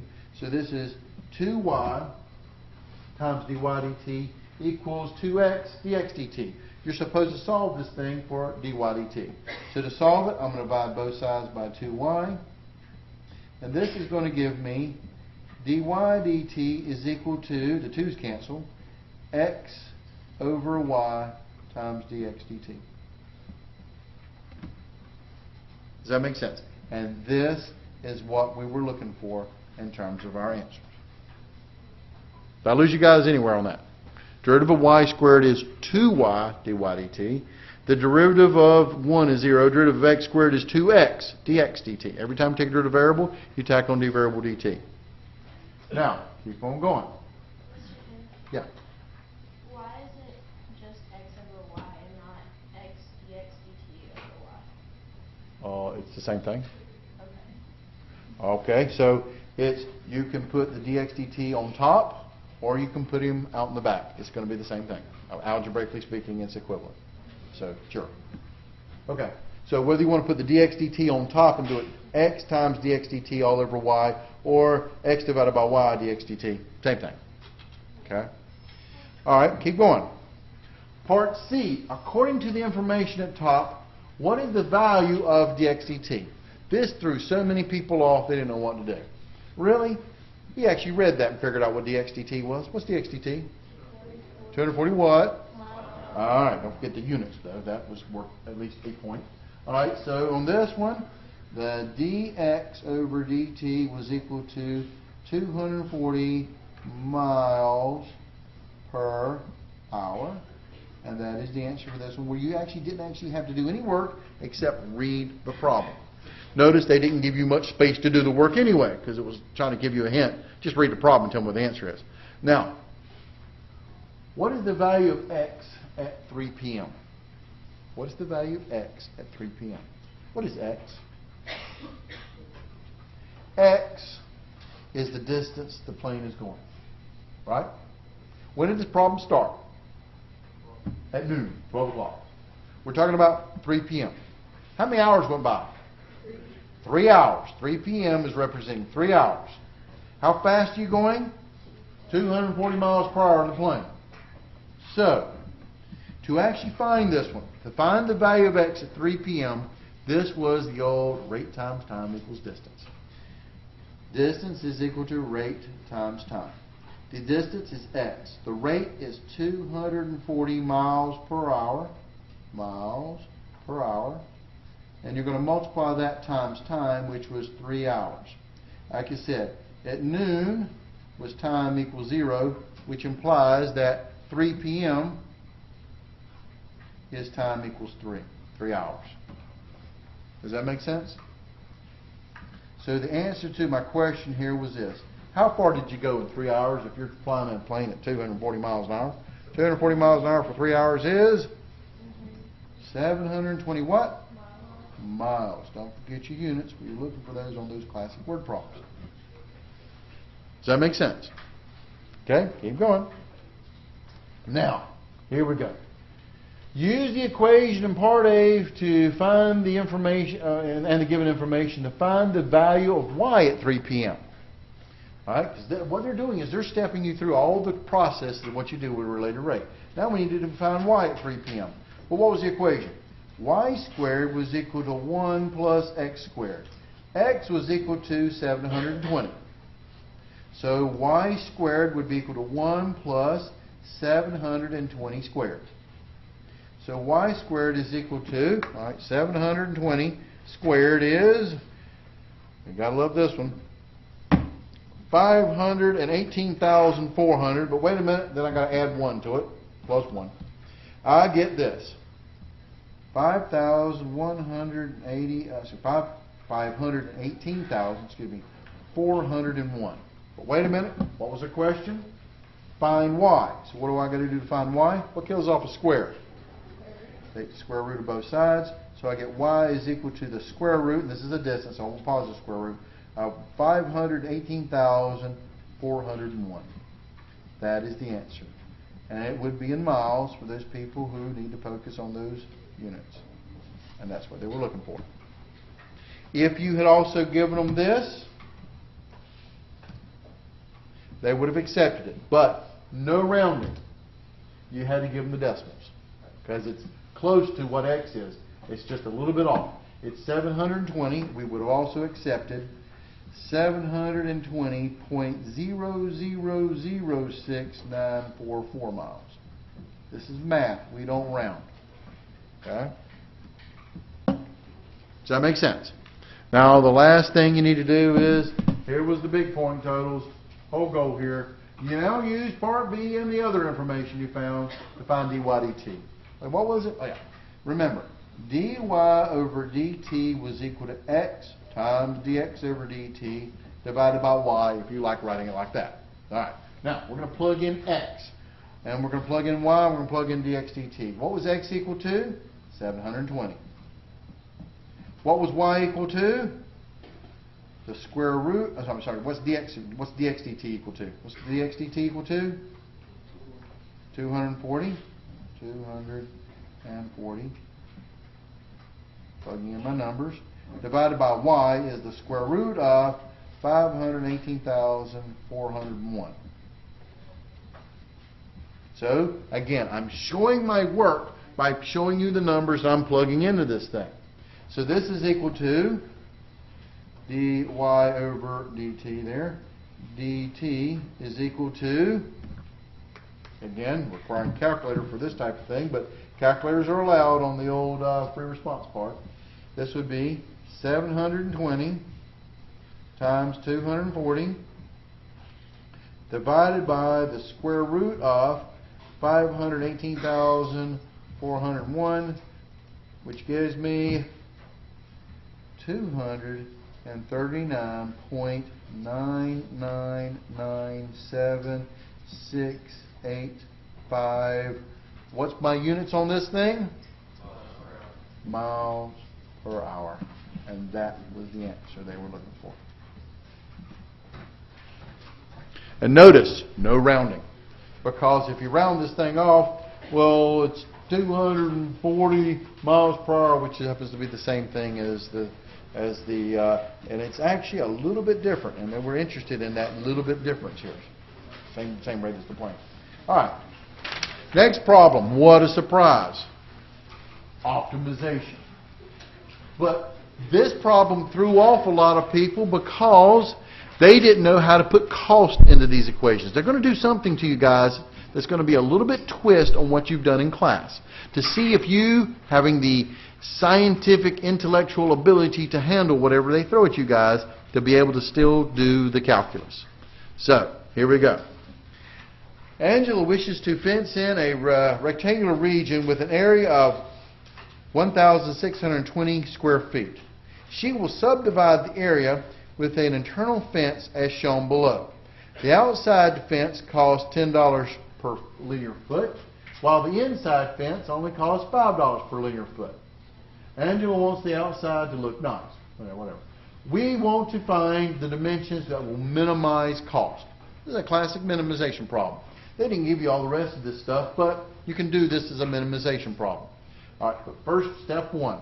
Read problem, draw a picture, which they drew for me, and label it. We got X and Y, but there's a lot more information here. They told me the area was 1,620 feet squared. They told me that the outside fence cost, what was it, $10 per foot? And the inside fence cost, what was that, $5 per foot. There's my kind of constraining information there. All right. What is the area of the entire rectangular region in terms of variables X and Y? We're going to try to walk you through these kind of problems, but you should be able to do optimization because I'm going to show you where the objective equation is in just a second here. So what is the area of the entire thing? So area is equal to X times Y. It's a rectangle. It's length times width. Okay? And what is the area? 1,620. So what do they want on this equation was X times Y equals 1,620. That's what they were looking for. That's called the constraint equation. They were trying to avoid words that I use in my class like constraint and objective. They were trying to figure out, all right, give me the area equation, the area equation and plug in your numbers. Okay? Looking at the question to see how much Angela wants to enclose, set up your part A to equal the amount involved in and solve for X in terms of Y. All right, so they wanted me to sit there in terms of area. They want me to solve this for X in terms of Y. So what am I going to get? Y is equal to what? 1620 over X. This is your constraint. You're solving it for one of the variables. Okay? Again, showing all my work on this thing. There's not much work to show, but here comes the big question right here. What is the cost of the fence in terms of X and Y? This right here is your objective equation. They're asking what the objective equation is. Now, watch what I do. We want cost. So I've got to put cost on this thing. Now, here's the deal. Where am I putting X's at? I'm putting X here and here, right? There are two X's, X plus X. What is it going to cost for me putting fence here and here? They're outside fences. So how much does that cost? $10 a foot. So we're using X feet here, X feet here. So that's 10X here and 10X here. Plus, this is an outside Y, right? This is an outside Y. How much is an outside going to cost me? $10. So that'll be a 10Y here. And there's another outside Y, so that's another 10Y. But there's a Y on the inside. Does that make sense? What is that inside Y going to cost me? So that'll be plus $5 per foot for that Y feet of distance. Does that make sense? So to clean it up, my cost was going to be equal to what's 10X plus 10X? 20X. What is 10Y plus 10Y plus 5Y? 25Y. That is my cost equation based upon X's and Y's. Because I had to put the 3X or the 3 Y's and I have the 2 X's. That's the perimeter stuff there with the stuff down the middle. But then I had to put this imposing cost on it for the 10 for the outside and the 5 for the linear foot on the inside. Does that make sense? Well, what I really want to do, let's stop and just think about the logic here. I want to minimize this thing. What I really want to do is I want to take rid of this guy, set him equals 0 and solve. Problem is I got too many variables. This is the objective equation, minimize cost. Take derivative of the cost equation. Set it equals 0 and solve, too many variables. So what should we do? That's the purpose of the constraint equation. You want to take that constraint equation and plug it in there, and that'll be the next thing they ask you to do. Use the result in part B to eliminate the variable y in part C. You should have cost as a function of x. The whole idea behind the idea of minimization. So cost would be equal to 20x plus 25y, but in place of y, what are we going to put? 1620 over x.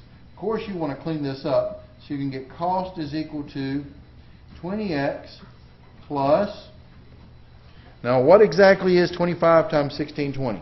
25 times 1620 is 40,500. Using my calculator here. 40,500 over x. There's the equation that they wanted. You finally got your objective equation, the cost equation, which you want to minimize in terms of one variable. Now the ultimate goal to maximize and minimize, to take derivative, set equals 0 and solve. So you'll notice the next step. Use the calculus, there you go, to answer D, find the values of x that will minimize cost. So how do I minimize or maximize anything? I'm going to take derivative. But before I take derivative, John's fundamental calculus, clean it up first. I don't like stuff on the bottom. So cost would be 20x plus 40,500 x to the what? -1. Bring them off the bottom. Now take your cost derivative. Take the derivative of this guy. Derivative of 20x is 20. Derivative of 40,500 x -1 will be minus 40,500 x to the -2. I'm going to set it equal to 0 and I'm going to solve. I'm going to clean it up. This will be 20 minus 40,500 over x squared equal to 0. Showing my algebra. Remember, this is the free response part. I don't want to skip any steps. Show everything I know. Move this to the other side. This will be 20 is equal to 40,500 over x squared. What's my next move? I'm trying to solve for x squared here. Multiply both sides by x squared. This will give me 20x squared equals 40,500. What's my next move? Divide by 20 on both sides. This gives me x squared is equal to 40,500 divided by 20 is 25. 2,025. What's your last move? What kills off that old square? And x is a positive distance, so you're going to take the positive square root. And the positive square root is, that was nice of them to give you a nice number, 45, and you missed 2 points. 45 what? Feet. Don't forget your units. This is the answer for part E. And the last thing is this. X should be 45 feet. Now, use your answer for part B and figure out the y, because the question was find the dimensions that minimize the cost. The dimensions are x by y. We got x to be 45 feet. What was y equal to? Go back to the constraint of 1625 divided by x. This will be 1625 divided by 45. And 16... oh, thank you, 1620. Oh, sorry, hit the wrong button there. 1620 divided by 45. Make sure you get the right equation. Go back to the constraint equation. 1620 divided by x. 1620 divided by x. 1620 divided by 45. 1620 divided by 45 is 36. So y equals 36 feet. Don't forget your units. And this was the answer to the question they were looking for. Does that make sense? Did I lose you guys anywhere? All right. But notice how they like to do these steps involved. With my guys, I just gave you a question, just left you open-ended, going, hey, figure out the minimum cost on this thing. But these are the steps you would do.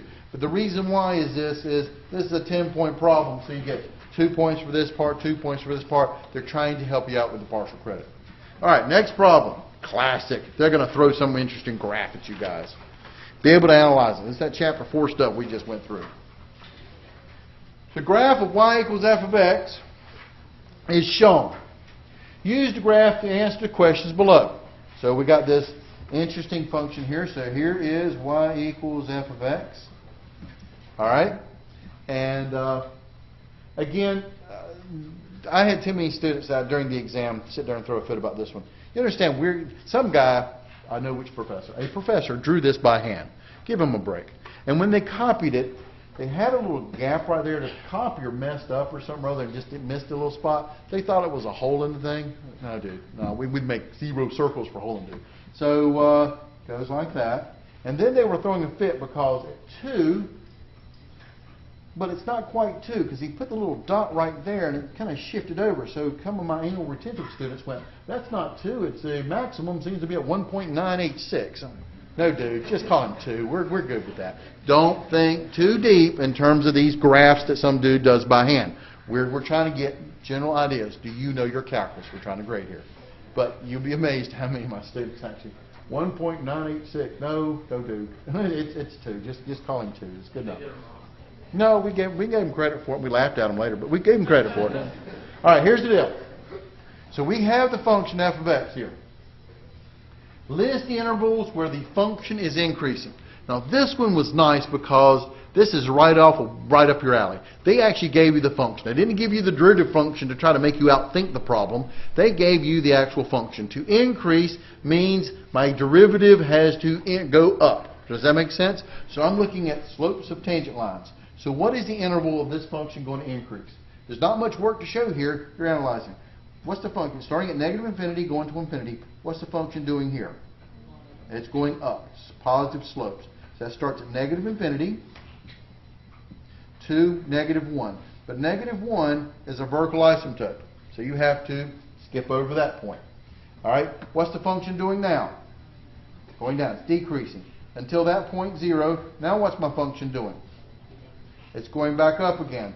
So again, that'll be union 0 to what point? Where does it stop going up? 2. Not 1.986. 2. And then, what's my function doing now?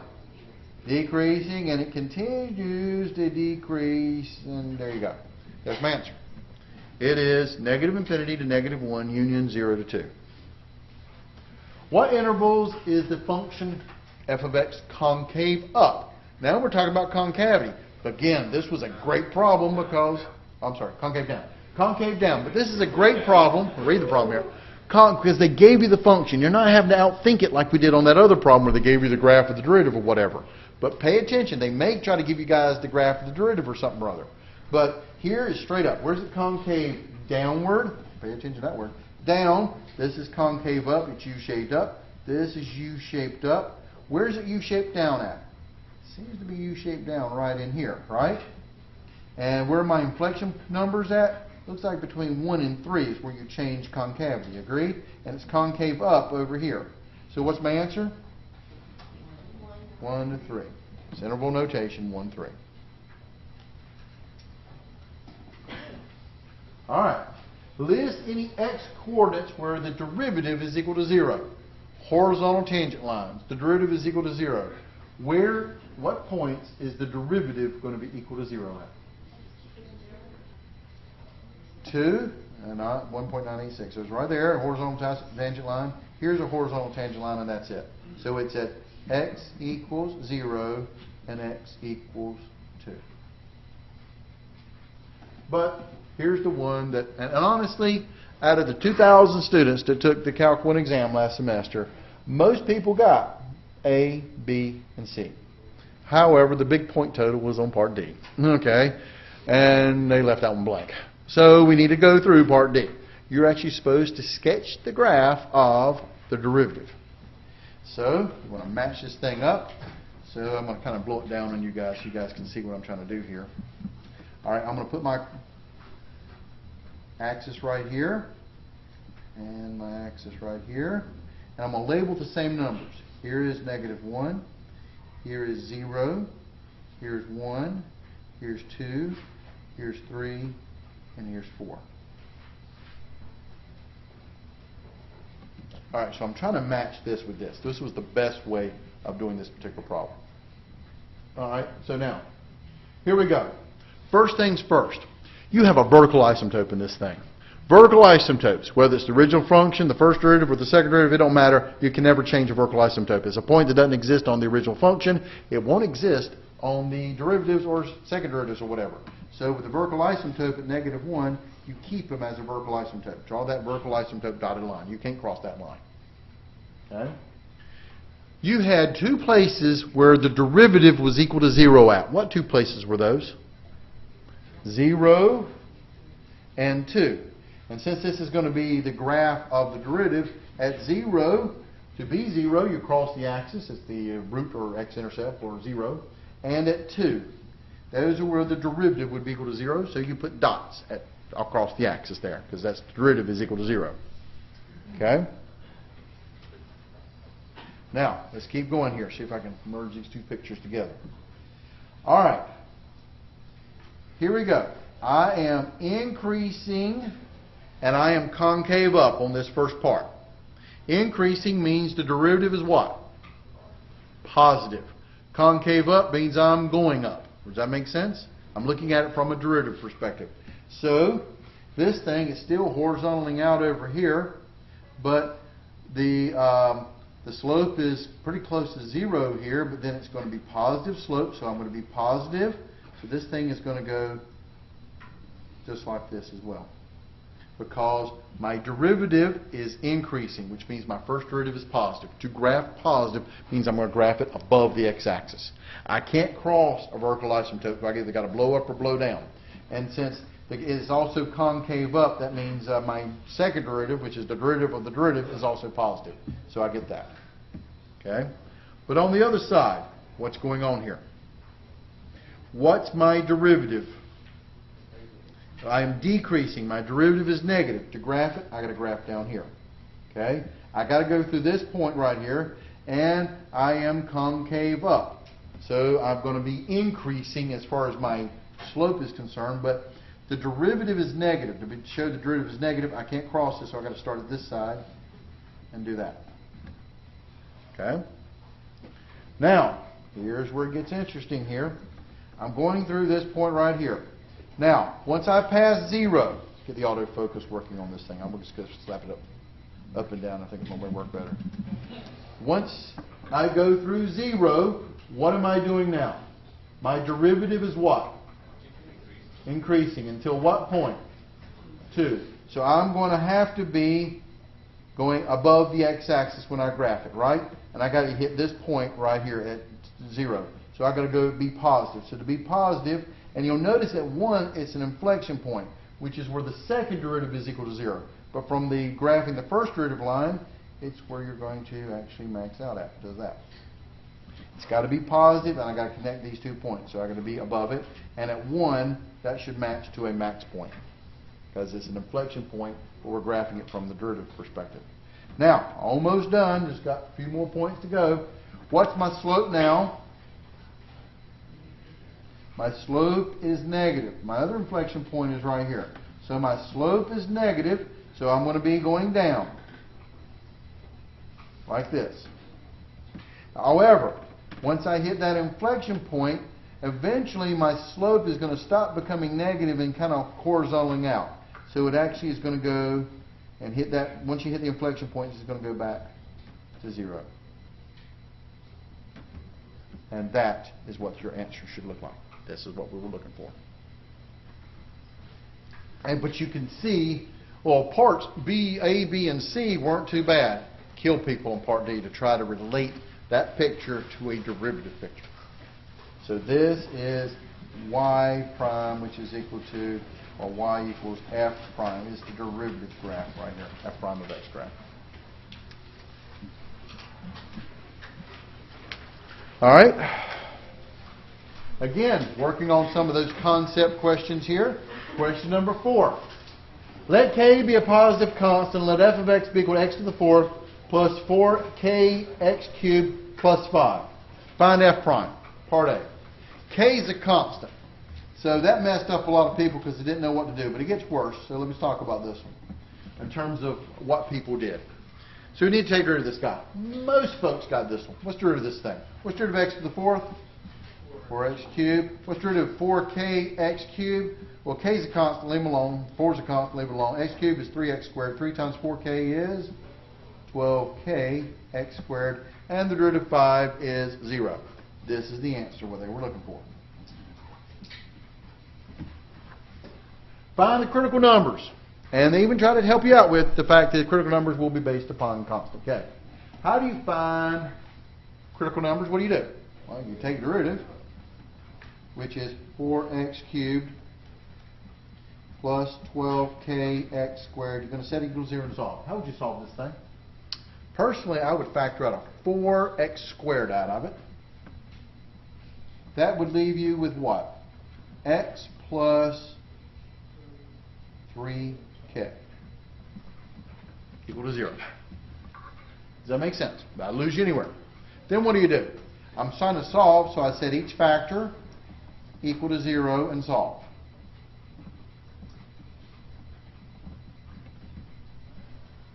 Set each factor equal to 0 and solve. Well, this one's pretty easy. I would divide by 4 and get x squared equal to 0, and then take the square root of both sides, and that pretty much tells me x is equal to 0. This one over here, I got x plus 3k equals 0. Solving for x, x would be equal to what? Negative 3k.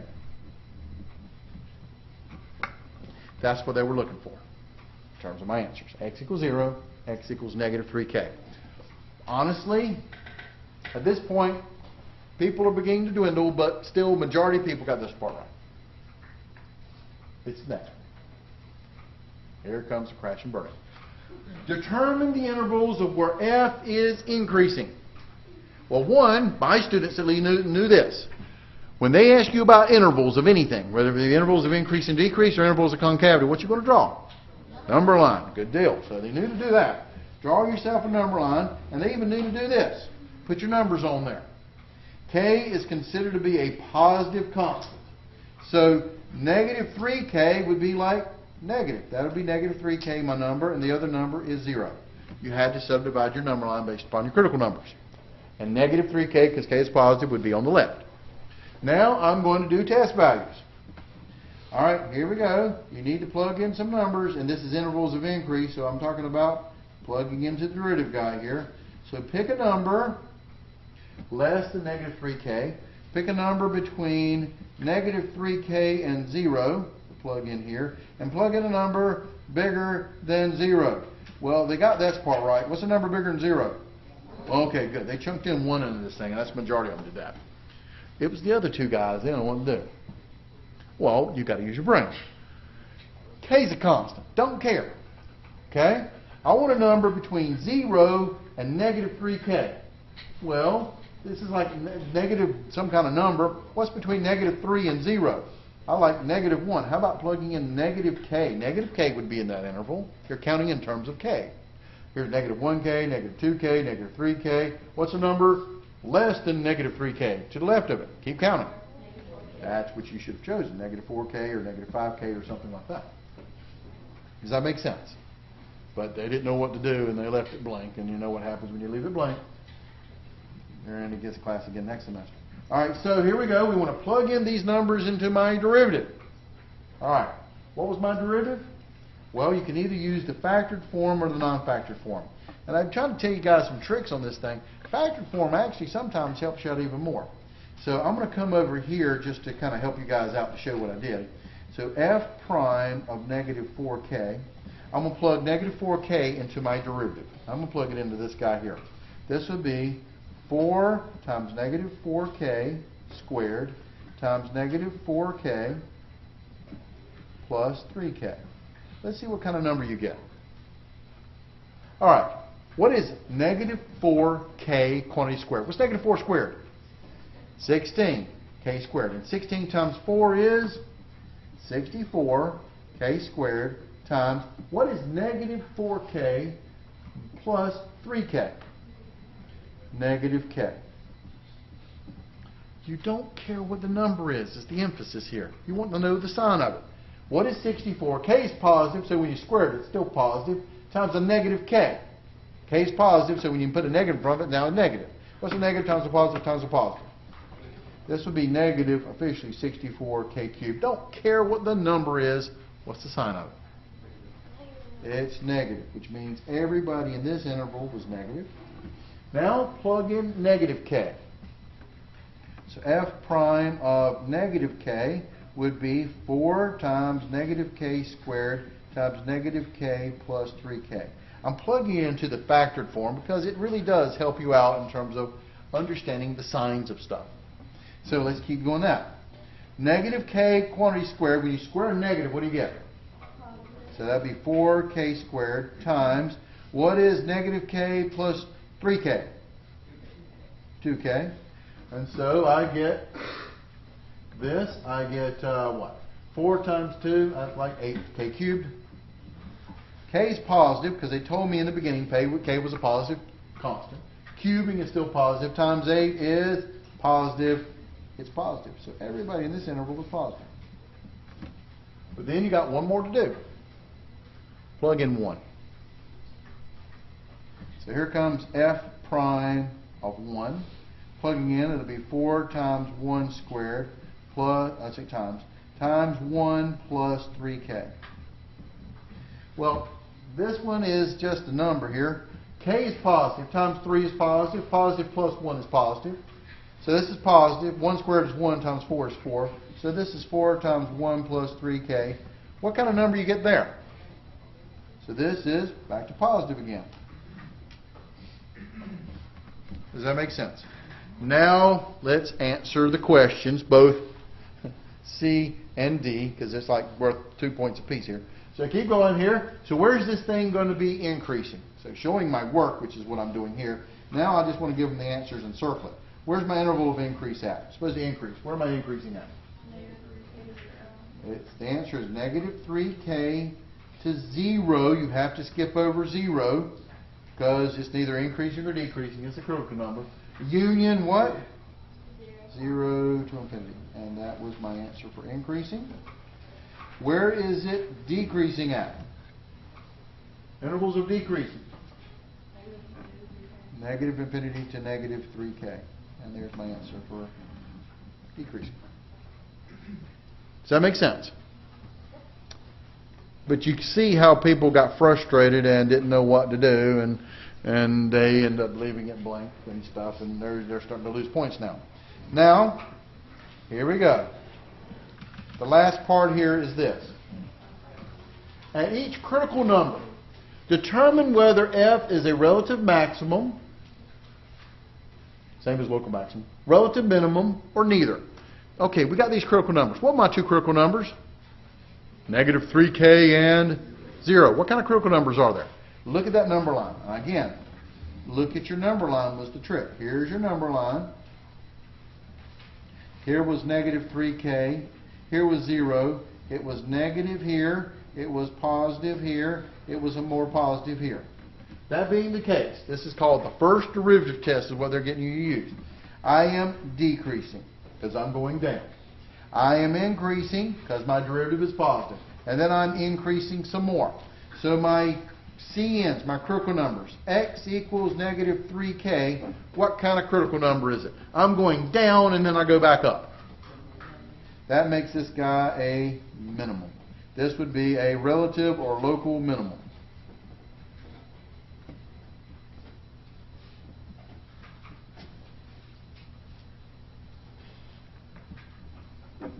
Okay? Now, the other one was 0. The critical number is 0. I'm going up, I hit 0, and then I go up some more. I go to 0, I hit 0, and then I go up some more. What kind of critical number is that? It's the famous neither critical number. It's neither positive, maximum or minimum. You hit 0, you go up there, you hit your point, and then it goes up there some more. So this was the answer of what we were looking for there.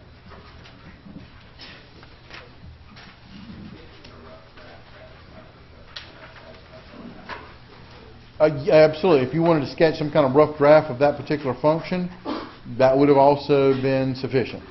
But the real trick was trying to look at it through that derivative number line. All right. Question number 5. Now, again, this is why you want to go back and look at multiple exams, because this was last semester exam. What word problems they're going to throw at you in terms of optimization, max, min, whether you're going to have spheres or cylinders or whatever. If it's circles, rectangles, or whatever, you're expected to know this kind of formulas. If they give you something a lot more complex, of like a Norman window where you have a semicircle on top of a rectangle, they either make you have to derive this thing, or they'll give you some of the formulas for that stuff. Okay, especially things like the volume of a right cylinder, or volume of a right cone, or something other. They'll give you formulas for that. But some of the basic ones they do expect you guys to know. But that's why you want to go back and look at old final exams. And this one, they're doing a bacteria growth kind of problem here. You never know. It could have been a Newton's method problem. It could have been a decay problem. It could have been compound continuous interest, compound regular interest. Those are all the different kinds of problems that we did in Chapter 3. There was lots of different word problems, lots of different formulas. You got to know your formulas. Here we go. A colony of bacteria grows at a rate proportional to its size. That gives you that differential equations. P prime of t equals k times p of t. Now that was the information that we started out with in chapter, was it 3.4, that we started talking about the formulas. That we don't do differential equations here, but it sets up differential equations, but we have a whole class on that. But with that information right there, you should know what the formula is. Anytime any substance grows at a rate proportional to its size, you get the famous P of t equals P naught e to the kt, or better yet, you can also know it as the PERT formula if you like that compounded continuously, because it comes from the same format. This is the formula that you use on growth problems. That's what you're supposed to know, and you get it from this information here. So they're trying to tell you this is the formula you should use. Okay? Now, initially there was 100 cells. Well, that's easy. That tells me P naught is equal to 100.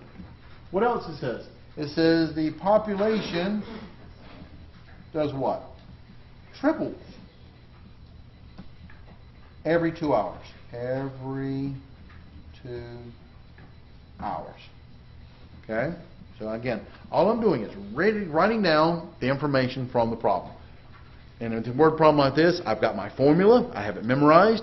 They tell me the initial population, that's P naught, that's equal to 100. And they also tell me information about the population tripling every 2 hours. Okay? So, here we go. Answer questions. What is the population at time equals 0? They're trying to help you out by giving you the given information. What's P0? Time equals 0. What is it? 100 cells. Don't forget your units. Okay? Number 2, what is the population after 2 hours? But notice I wrote down the information here. The population does what? Population triples every 2 hours. This implies 3 times, what was my initial population? 100. So what am I going to get? 300 what? Cells. There's my answer right there. 300 cells. Now, use the given information to define a formula for P of t. Well, we know this. P of t equals P naught e to the kt. We know P naught is equal to 100. So P of t equals 100 e to the kt. But I need to know what that growth constant is. That's what the second information about tripling every 2 hours is going to do for me. So I'm going to put in the triple amount, which is 300. But when I put in 300, that was when my time, so I'm going to plug in for time 2. So I plug in time as 2, and that gave me the triple value of 300 from my initial 100. Mission, solve for K. What am I going to do first? What's my algebra to solve for K? What's your first move? Divide by 100. What is 300 divided by 100? 3 is equal to e to the 2k. Now, what are you going to do? What gets rid of the e? Take natural log of both sides. You want to do the one side, I do the other. This cancels. This gives me the natural log of 3 equals 2k.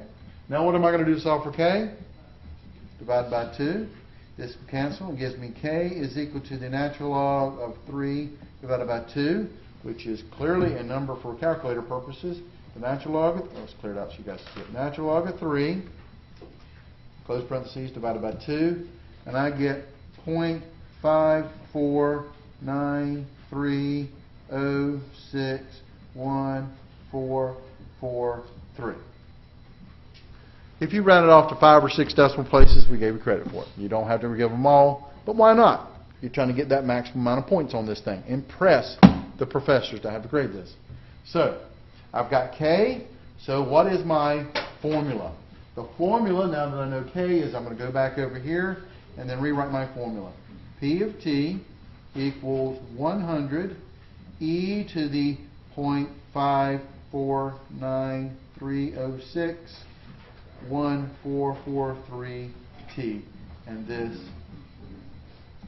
is what we were looking for. Honestly, if you put like e to the 0.54931t, yeah, we gave you credit for that. We weren't, but don't just go e to the negative 0.5t. No, you're just being too slack there. We'll have to like bean you big time on that one. Give me some decimals. This is a calculus class. Last one. When will the population be 1,000 cells?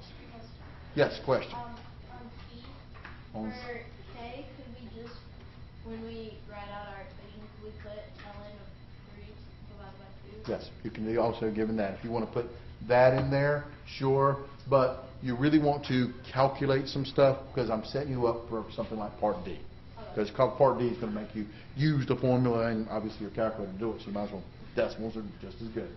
When will the population be 1,000? When is a question of time. So when, we're going to be solving for t. So 1,000, so P of t would be equal to 1,000 solved for t. So 1,000 would be equal to 100 e to that 0.54930614443t.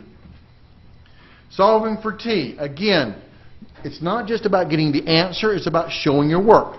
What would I do first? Divide by 100. What's 1,000 divided by 100? 10 equals e to the 0.54930614443t. What's your next move? Okay, natural log of both sides. And natural log of these cancel.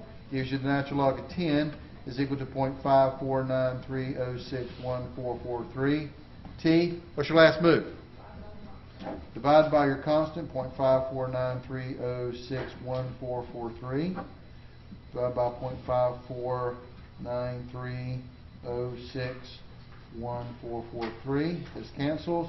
And t is equal to, I'm grabbing the old calculator here, natural log of 10 divided by the 0.54390614443.